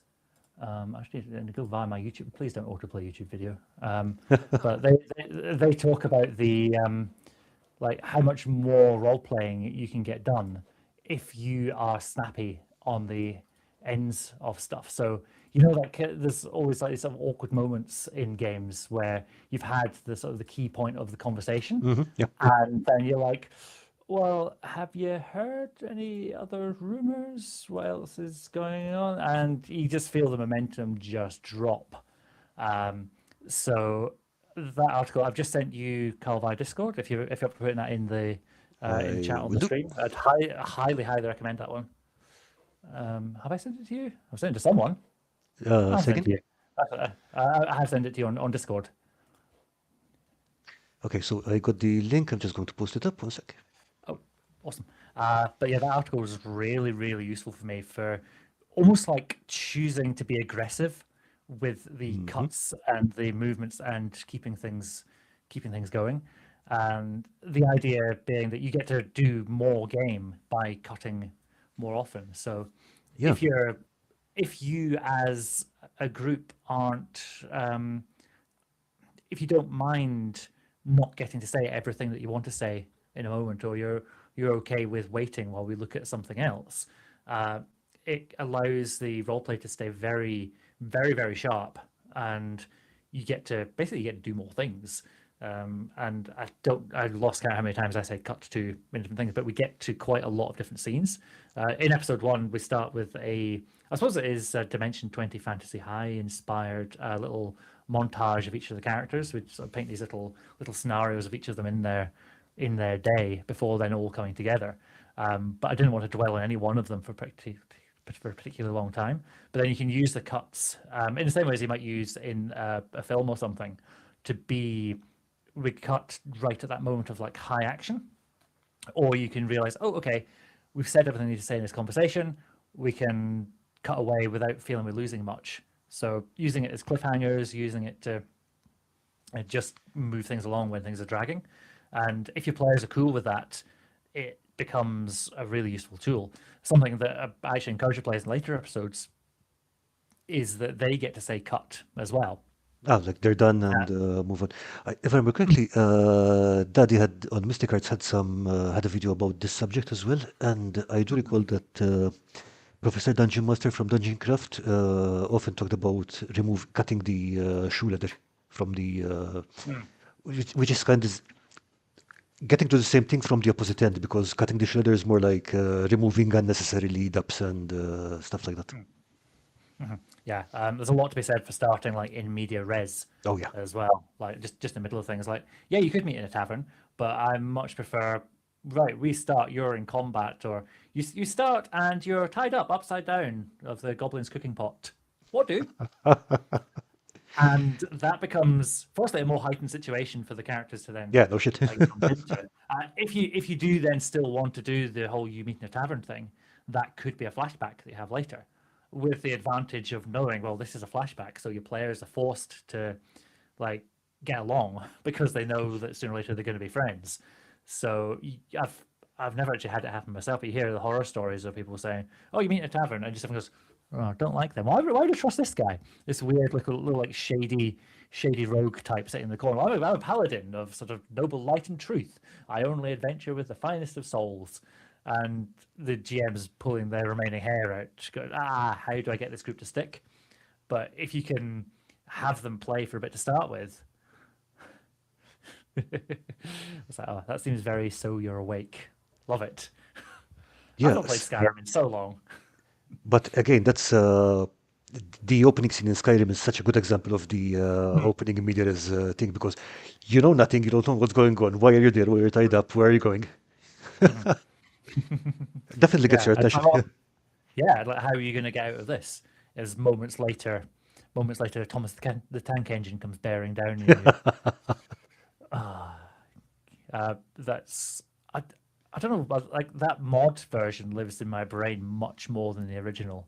I'm just replacing all the dragons with Thomas the Tank Engine characters. This is It's deeply it, unsettling. it's certainly memorable.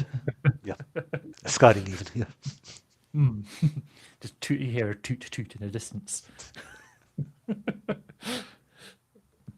But yeah, I'm always looking for opportunities to do that. And one thing I've found is that you can do it wonderfully at the start of a session or the start of a campaign. But if you were to say, oh, you're walking on the road and you're having a nice time, and then you see goblins on the horizon, and then we cut to you're upside down in the cooking pot and things, that feels jarring. And your players often go, no, we're heroic heroes. We'd never fall for that. But players are very comfortable to let themselves be put in these nasty predicaments. And again, like we were saying earlier, like players want to find their characters in these difficult circumstances if you do it before they're allowed to take the reins. So you can start the campaign of, yeah, so you're awake and you're about to be executed. And players will happily accept, okay, something's happened, and sort of like fill in the blanks with you together. But if you try and use that later on in a campaign, they'll say, especially if the steps that lead up to it don't feel like the things that they would have done because they've had that taste of control, and then you've taken it away, and now you bring it back to them again where things have gone badly. That can feel a bit of a tricky one. So in that case, I'd be looking to let them play through the events that go between them seeing goblins on the hill to that happening. And some of that comes down to having players that are okay with losing combat, and losing in combat, depending on your system, not necessarily being deadly. Something like in Dreams Machine system is that it's quite explicit in that this isn't meant to be deadly unless someone literally jumps in lava or something. So the consequences of failure will be that things go bad for you, but there's lots of ways of doing that. You could be, I don't know, captured. You could have bad things happen to loved ones. So all of those sort of tools GMs have to twist the knife, you should be using ahead of, yeah, you're dead, roll a new character. So it's more of a character damage to the character rather than actual physical damage. Exactly, yeah, yeah. And again, putting them in stickier situations. It is an interesting concept, especially because the way that okay, I'm going to say it. Wounds make a lot of sense if you're trying to track physical damage. Hit I'm just checking points, chat right not now. I'm so just much. checking for Peter. Any moment now. There's a running joke being that anytime you mention wounds, Peter from Tales from Elsewhere appears. Any moment now, it's going to happen. But Yeah, hit yeah, points don't make any sense. It's like, what is it? You're not actually taking any damage because you're still operating at 100% capacity. Even yeah, if yeah, you've just apparently taken an X to the head, you're fine. So, yeah. Or an arrow to the knee. or an arrow to the knee, it's important, yes. It's an occupational hazard. Yep. Yeah. But yeah, Stop you being an adventurer right there. Yeah, I think I it was something that's interesting. I've not really played Draw Steel yet, but I've heard interesting things about the way that it sets things up, in that you get more powerful as your adventuring day continues, which is the opposite to what happens in D&D and most systems, where it's like kind of war of attrition as your resources are depleted. I quite like that idea that you get more and more powerful as you go. You try bigger and bigger things, but then so do your enemies. And then thinking, well, okay, where do we stop? Where does the risk become too high? But yeah, the thing of hit points, the whole abstraction, it's not the number of arrows you take to the knee. It's a combination of your stamina, your will to carry on, your vim, your vigor, your vitality, and it's one abstraction. But I quite like wounds. I quite like that kind of physicality of injury. Of hey, you can still be alive, but deeply, like deeply in trouble. It'd be interesting. I'm just thinking like playing D&D just 'cause it's like most common system. Get rid of hit points and just use levels of exhaustion.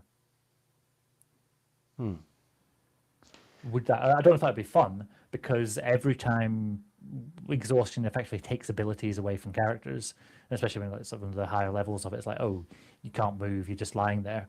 But Definitely needs to be tweaked a lot because part of the power fantasy of that game is literally having great big pools of hit points.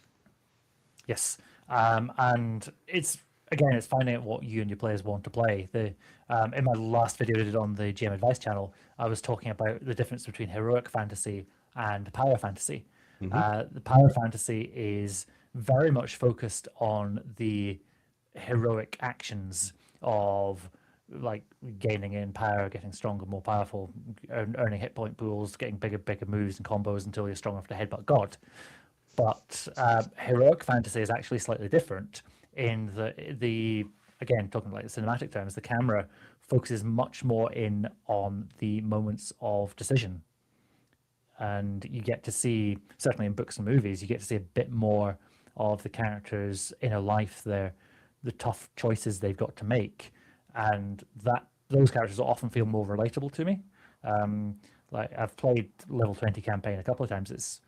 It's just never quite clicked with me as being like it's maybe not where I find my fun in the same way as a low level character saying, like I use the example in the video of, oh, stand back, I'll fight this person off while you escape, and that person doesn't have to be powerful at all, but that is an act of heroism right there. The level 1 barbarian holding off the troll in the cave so that the others can escape. That kind of thing you can almost never see around a table. I think part of the reason for that is there's the bit of sort of the meta thing of, well, we want the group to stay together, and us as friends around the table, we want to be doing the same thing. So immediately goes, no, well, if you stay, we all stay. And people will almost like nope on that like big dramatic moment. But if your group have the confidence to say yes to that, to allow that to run on to its natural conclusion, which presumably would be, I don't know, the barbarians able to hold off the troll for a couple of rounds and the group to escape. What a story. Oh, yeah, absolutely. Yeah. But I think it also goes back to what level of damage the table accepts their characters, because we know some people who just, nope, this is my character, nothing bad will happen to him. Yeah. Cool. Go write your novel. There you go. I mean, that was a bit shorter. I mean, there is a bit of nuance there. I do think, especially, I don't know if it was you I was having a discussion with, but the systems where you can spend a long time meticulously crafting your character compared to like the OSR games where you roll out your character in seconds. You can do it like quick, generously, boom, boom, boom, and you've got, here's my hit points, here's my one ability, let's go.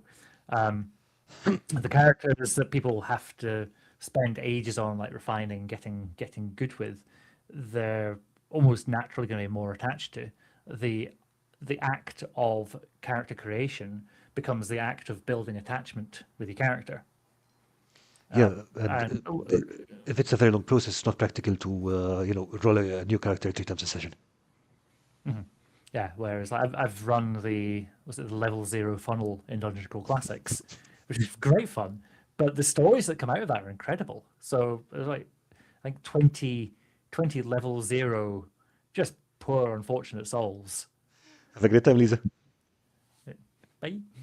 Uh, yeah, these like 20 odd poor unfortunate souls, but the story of the ones who survived, who managed to fight their way through and were just lucky enough to be standing behind someone as they got blasted in the face by a firebolt or something, that the No, stories then the thing. become of like survivor's guilt and of Oh yeah, being but lucky. Yeah. the thing is that most games are for example, at least the way I like to run them. I'm not going to try and kill you. I'm not going to try very hard to kill you. But if you do stupid things, consequences will happen. Some of them will Yeah. include character Yeah. that. The Dungeon Crawl Classics funnel turns out on its head because the purpose of the funnel is to kill as many of those adventurers as possible.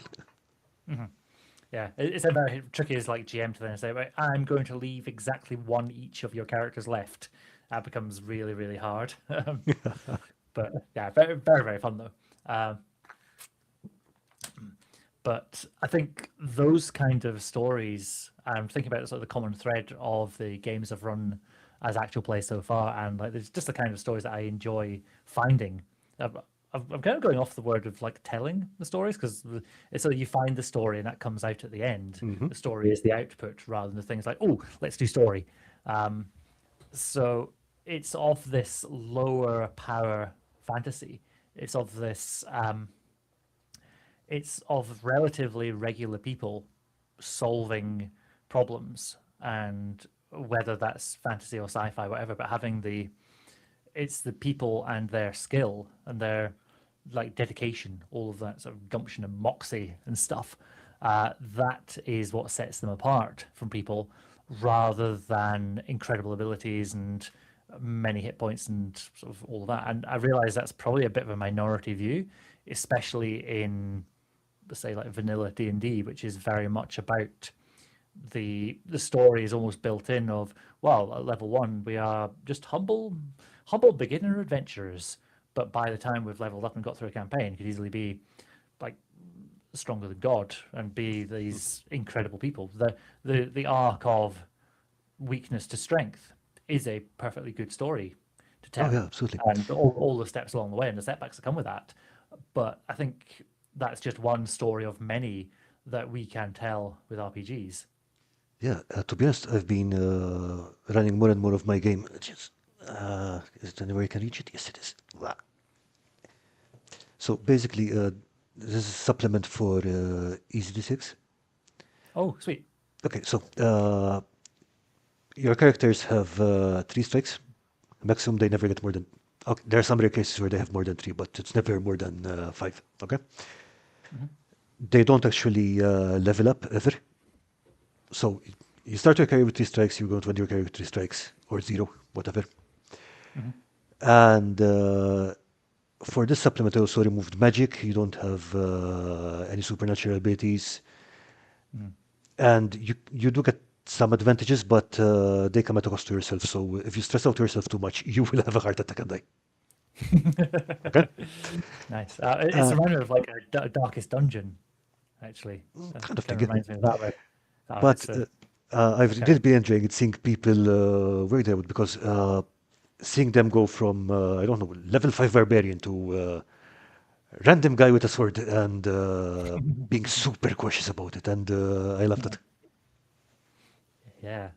Same. And with such a range of stories to tell, I think I was having a conversation with someone a while back about is like is the hobby saturated? Have we sort of fully explored every niche and every have we found Not every even part of it? close. I don't think No, it's even no. close.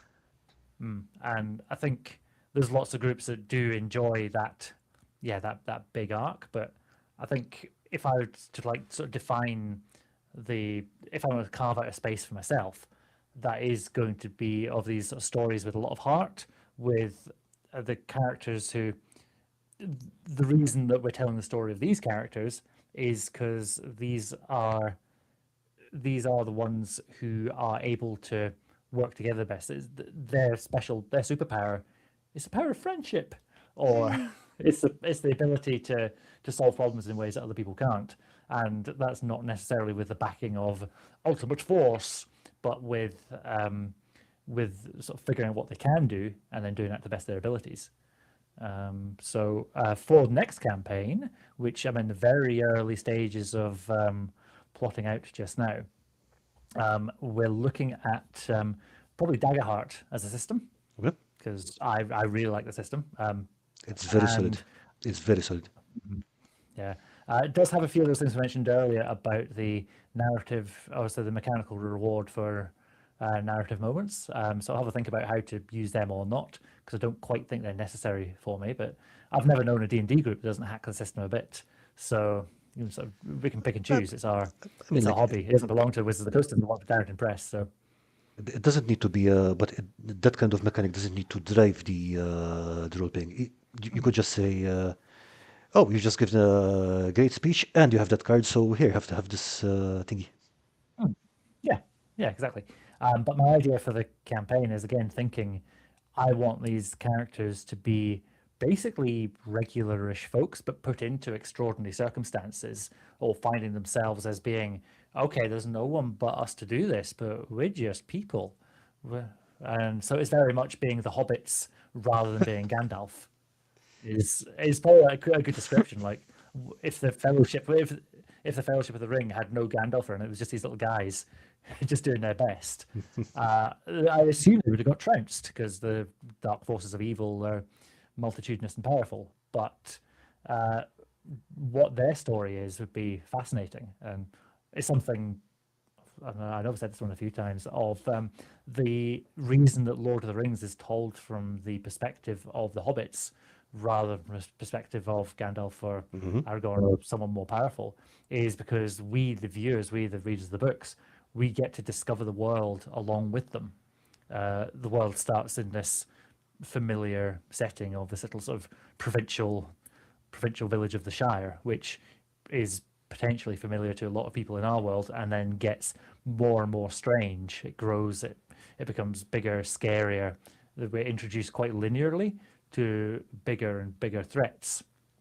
Whereas if we had that whole same story, but it was from Gandalf's perspective, well, he's already super knowledgeable. He's met a Balrog before, presumably. He's stared down the big floaty eyeball in the sky. And so to drop into the middle of his story and try and tell that would be it'd be a different experience.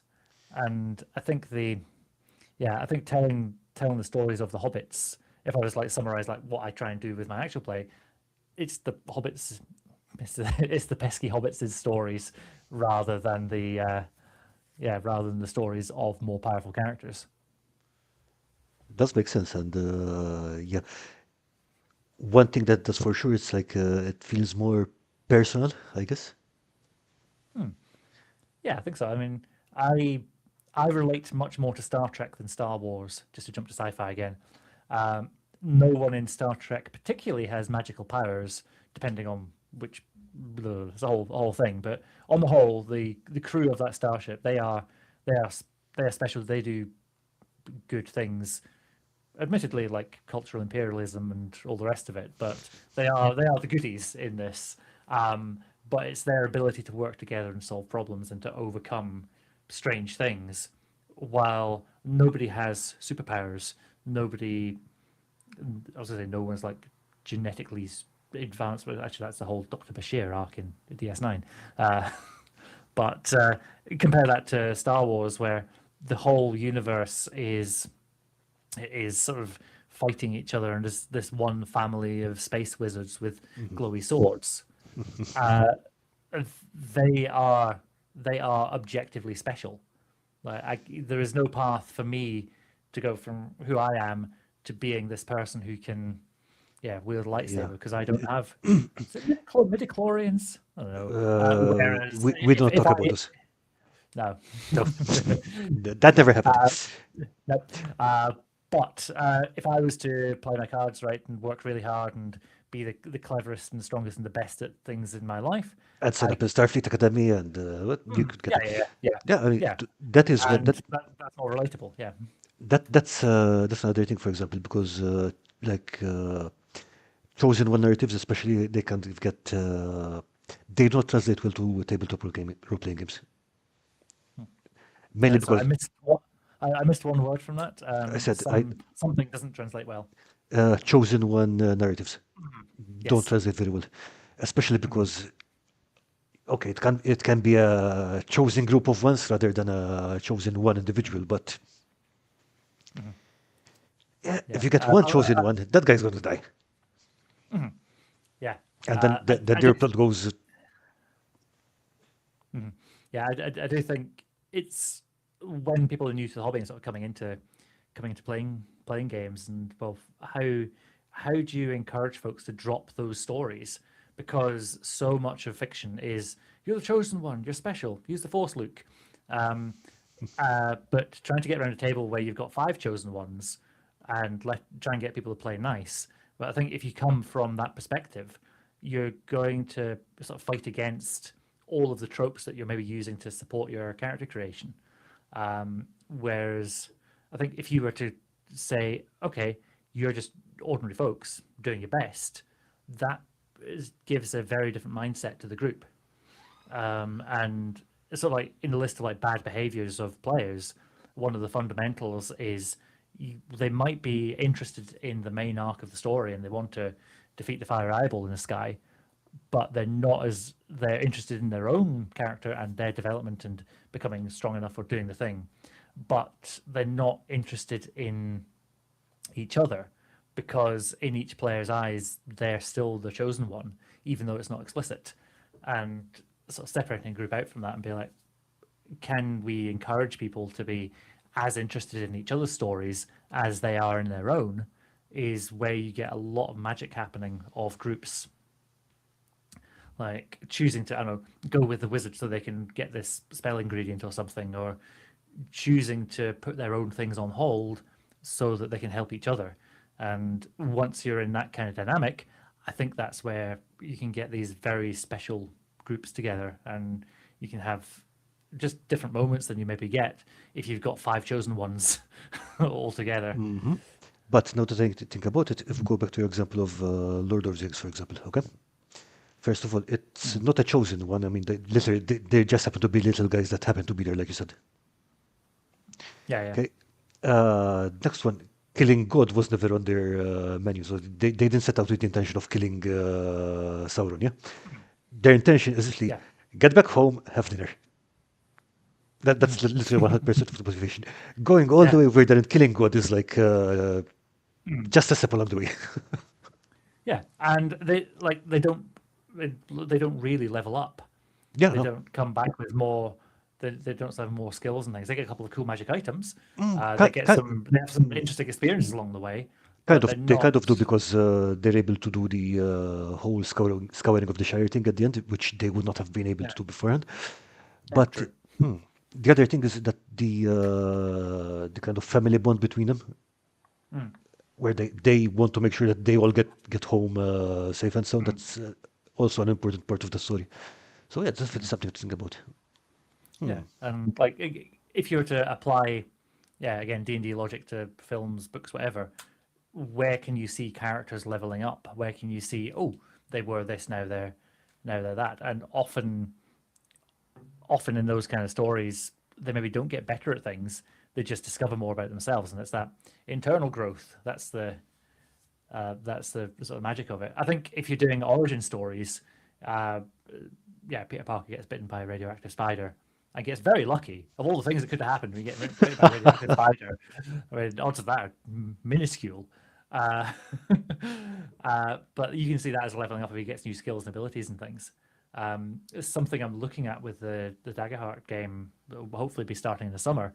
Is can I run it at level zero? So thinking about that level zero funnel in Dungeon Crawl Classics, I probably wouldn't make it as deadly. But if I'm thinking, well, what does it take to go from being a regular person to a hero, and with all of the perks and abilities that come with the character cards and like in other RPGs, and I've got a video coming out on this at some point, which is going to be about there's three things that you have to have, probably all three of, in order to be a hero.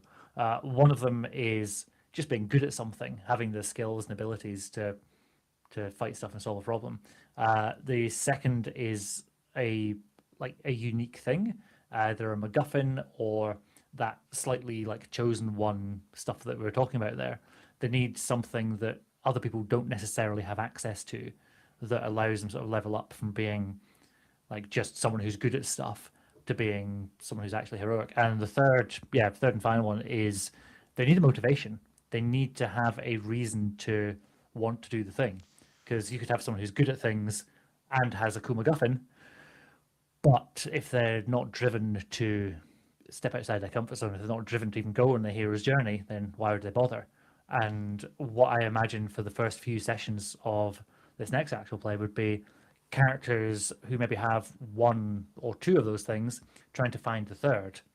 And some of that might be there might be someone who's good at stuff but just lazy and just having a nice relaxed life. Well, how can they feel that call to adventure?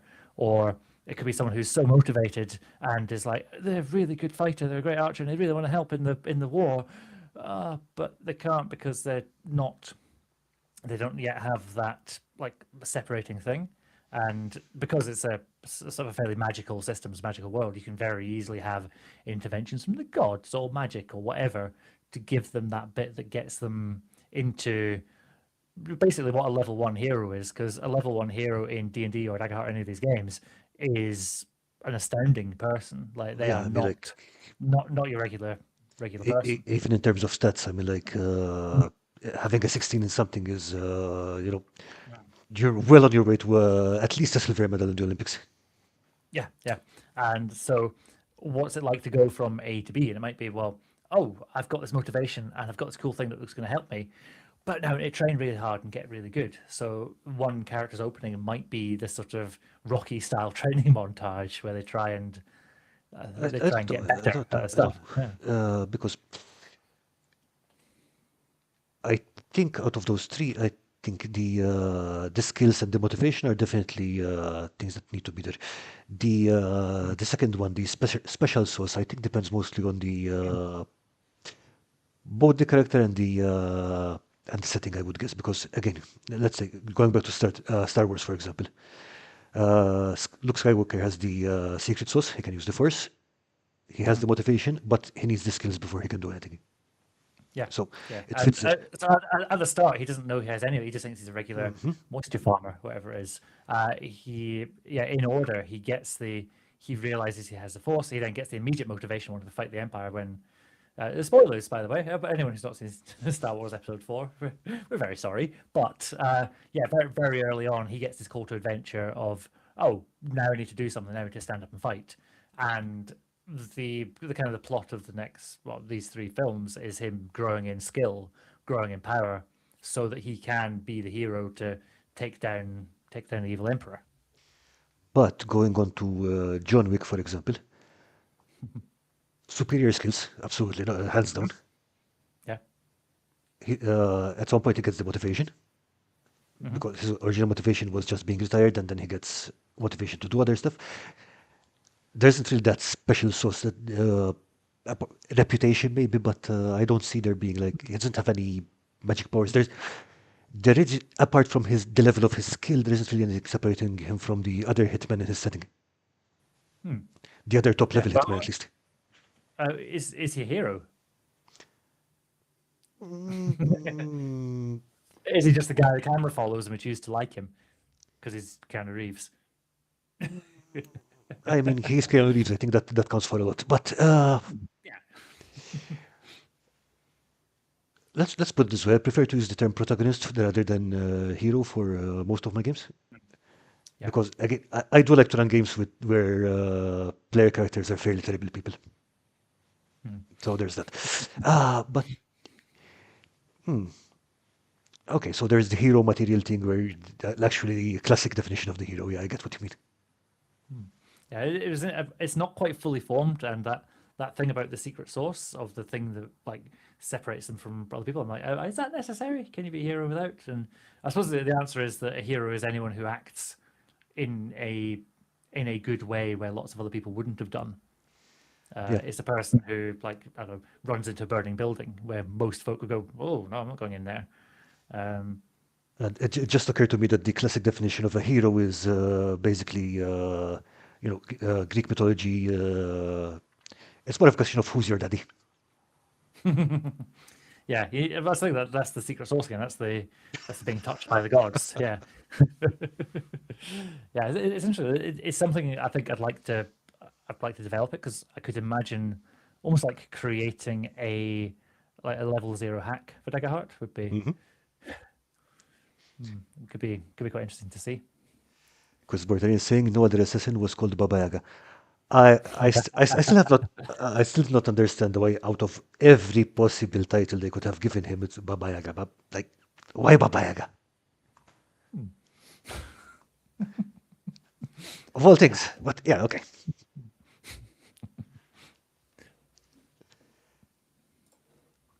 You, yeah, the level zero hack sounds like that would be massive fun.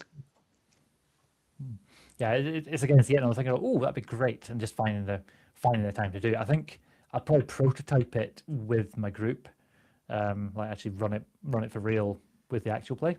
Okay, So get some I'm up very for a nice. playtesting if like.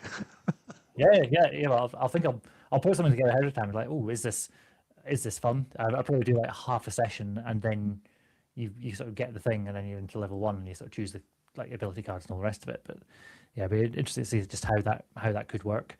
But yeah, lots of plans, lots of things, and yeah, first up as of next Monday is going to be Dreams and Machines actual play 10 shot.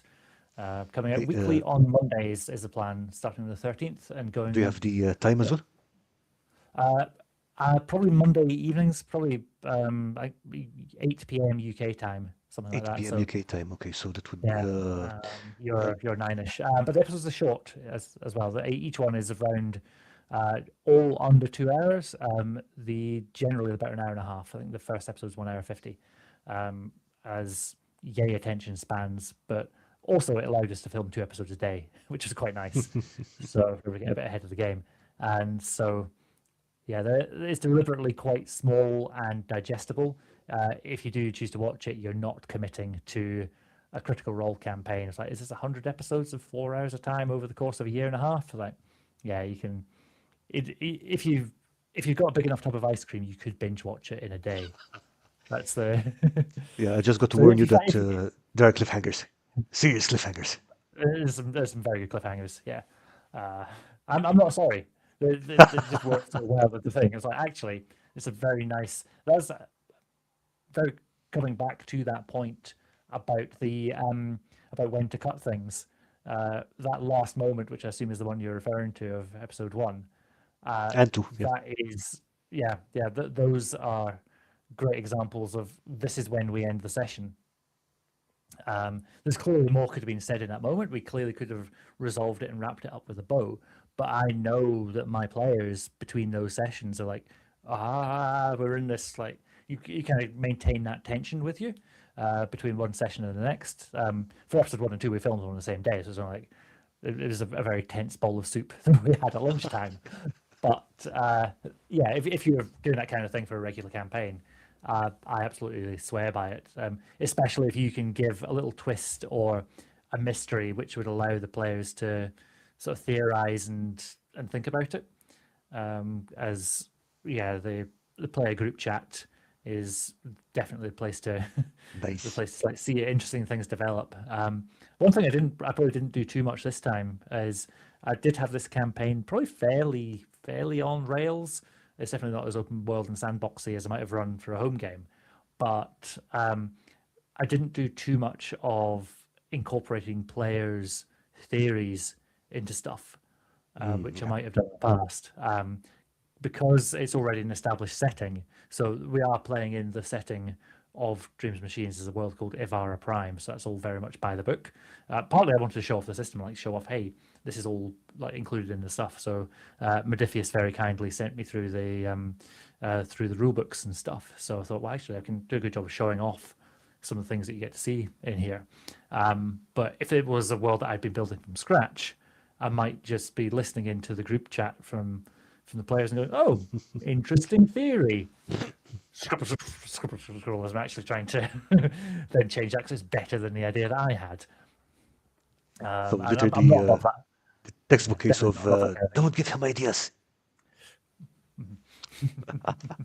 Yeah, I'm very much just sort of sitting there scribbling. Going, ooh, ooh, yes, having that, stealing that. One I do enjoy quite a lot is I'll just ask the players for rumors and Second, say, sorry. hey, asking the players for rumors of what Yep. they might have heard, especially if they're going to a location. I really like saying, oh, you're approaching the city. What have you heard on the road? And you know, a lot of it will be just nonsense because I know my players and they will try and just come up with something stupid. But so often there'd be these little moments where, oh, no, actually, I could use that, and I'll only rarely use their idea straight up. Is again in the most recent video on the Game Master Advice channel, I was talking about like how to that just bring into your world building as well.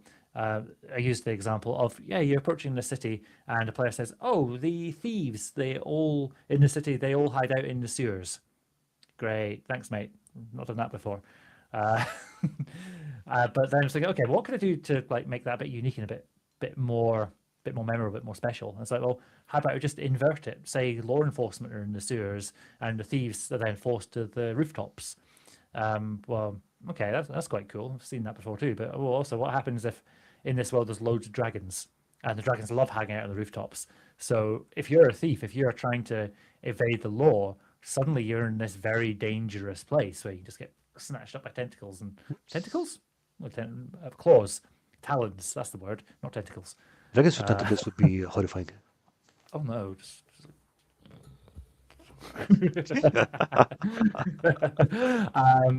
so okay, suddenly this yeah, very much sort of crime doesn't pay. If you're forced out of society, if you're trying to hide out on the rooftops, Hmm. then you are at big risk. Oh yeah, You're either going to be brave or stupid, or or both. you've got something. Yeah, and you know immediately as soon as I've thought of that. Well, I need to find a way to get my players onto those rooftops.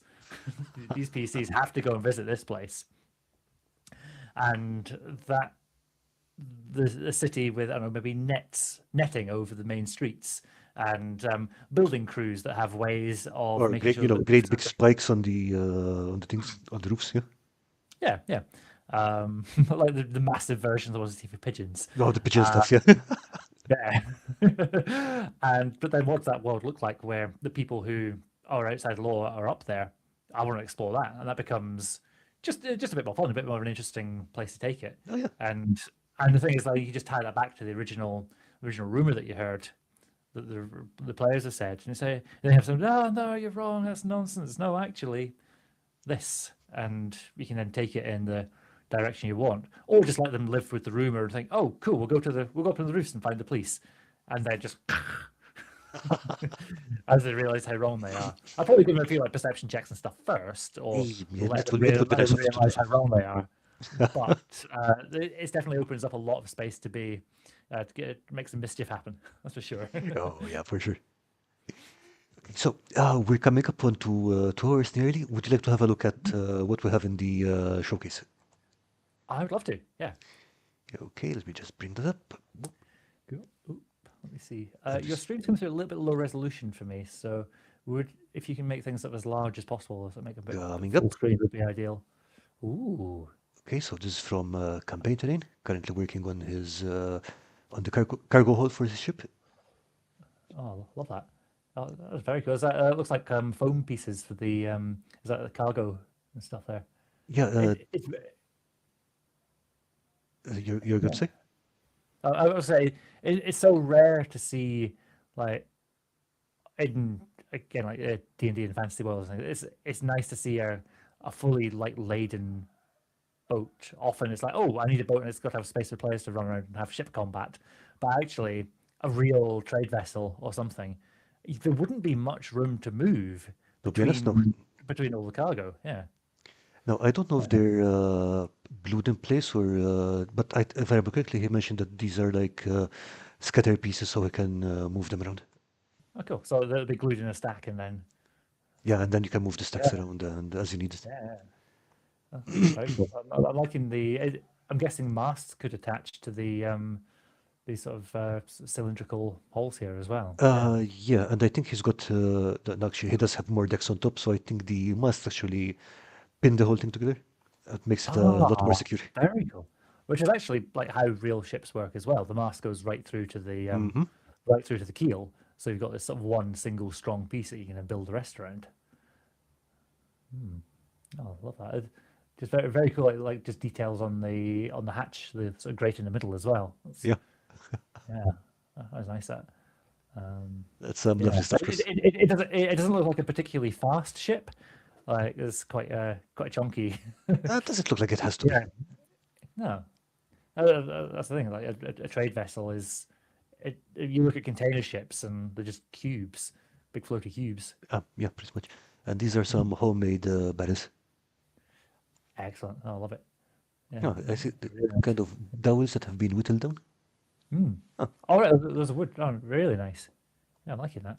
It's something I don't actually have enough at my table is those kind of bits to scatter, like chest high walls and crates and barrels and Hmm. stuff. It's something I could do with either making for myself or uh Aligning the mass, mechanical space, and yeah. cargo hedges was quite tricky. Yeah, I can imagine that. Mhm. Yeah, it's a really good job. Yeah, loving that. It's very, very cool. Um, yeah, I really like the barrels. It's something I need to probably make more of, or sort of bribe Salty Nick again to 3D print me some. To be honest, I think barrels would be the perfect use case to 3D print because you want a lot of them, you want them to be identical and just Yeah. be done with it. Mhm. But yeah, so for anyone who wants to see more of the progress on Cross's ship, I don't know if you'll be streaming later today, Cross, sorry, but usually it's on Campaign Trainers channel at sometime after this stream. Yeah, it's very cool stuff. Okay, I Rich. love So it. anything to add apart from watch the campaign? Yeah. Well, thank you, Carl. It's been awesome hanging out with you. It's always That's been a pleasure. a genuine pleasure. My face is a bit sore from laughing. Actually, it's been a fabulous time. For anyone who's curious, I'll be missed all the plugging at the start. My name's Rich. Renegade Rolls is my channel, and I've actually got two because I've got the GM advice on one, and I've run actual play on another. It's so far been just one shots. I'm just reading Both the of them in thing. the links. Yep. All handmade from half dowels. Rings are made from very thin sticker No, paper. no. I mean, Oh, very both cool. both your links are in the description here. Oh, so I was immediately reading the I'm sorry about things that. that popped up there. Yeah. Yeah. So links in the description. It's yeah. I've kept a distinction between the two because I know some folks like GM advice, some folks aren't in actual play. So yeah, if you like either, it'd be yeah great to see you. And the first episode of my Dreams and Machines, which is a low tech sort of trash punk sci-fi campaign.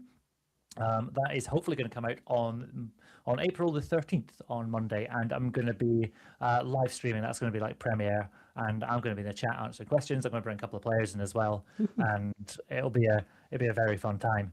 And yeah, it's going to be really cool to see sort of how it all comes together. In the meantime, I've got a load of shorts and self promo and things that I'll be like posting all the social medias, but just really excited to share it. It's proper. I say that really like dream come true territory for me. Hmm. Like I remember like first getting into D&D and watching a couple of actual players going, "Whoa, who's amazing charismatic people? I can never be like that. I'm now an amazing charismatic person. It's great." I'll leave others to decide. Okay, But but tell you what, as soon as you have the link to it and the time, send it over so I can post it in Discord and let people know yeah, what. yeah. As soon as I'm confident that all of the elements will be ready, I'll be doing the upload and getting it prepped and all of that. But I think actually, right this moment, I don't know if I can share screen, but I've just received a first draft of the intro animatic. But I don't. That might be a step too far for our tech. We could try. Let's see. Mm, One sec. Let me see how we can um, size this. Do you have the option so I to can. share screen? I will see. So I've got Video Ninja. It was a really nice, like, catchy outro there. So I thought we did a great job there, Carl. But we'll see. I might do a full screen share. Which one is that? That works. So if I allow that, and it might do audio as well. I'm not sure, but you'll at least get. Okay, actually, give me a second then because I will need to add this to the scene. Mm. So just Um, 1 second. Cool. I honestly don't know if audio is going to come through on this or not. It We should. will. We'll Let's find see. out. I make no We will promises. find If out. not, if not, I'll sing the song. So, but let me know when to press play, and we'll see. I'm guessing you can see the it's all poised for just a black screen just now. Not hitting play Okay, just yet. let me just begin it a little. Oh, in big and yep. Go. I'm gonna hit the button. And I've not even seen this myself, so very much work in progress, but this will be the intro animatic animation, which goes with stuff. So 1, 2, 3, ready? Go. Okay, I'm not hearing any music, but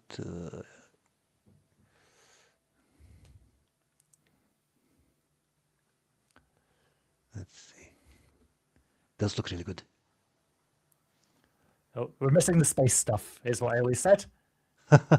So I picture some space things. Lots of planets and like flying between the stars. But then hopefully we'll come to the players. Maybe. Or not. Oh. Oh well. So we're the first half.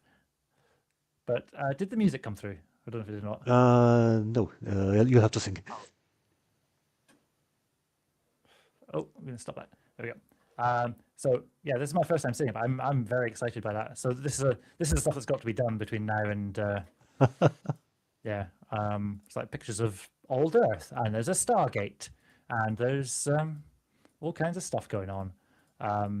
But yeah, telling the story of basically it's like a potted history of we had the Earth, and then it went a bit wrong, so people went to the stars, and then they made Stargates and traveled to other worlds, which is very cool.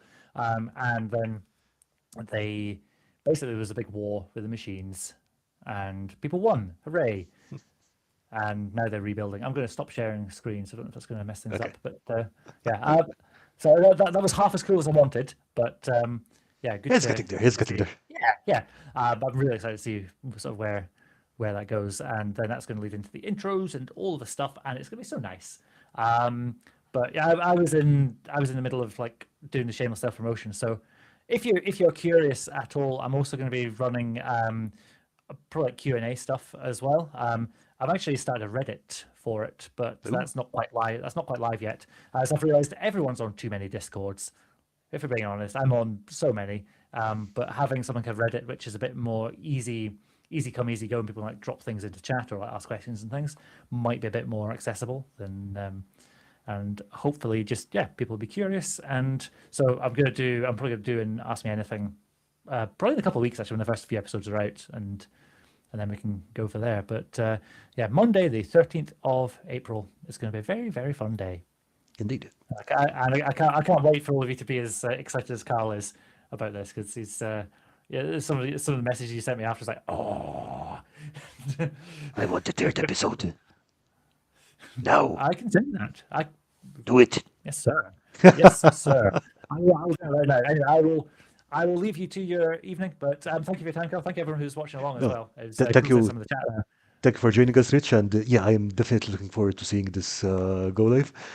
And everyone, thank you for joining us. We'll be back on the 12th of April with Travis from Interaction Games.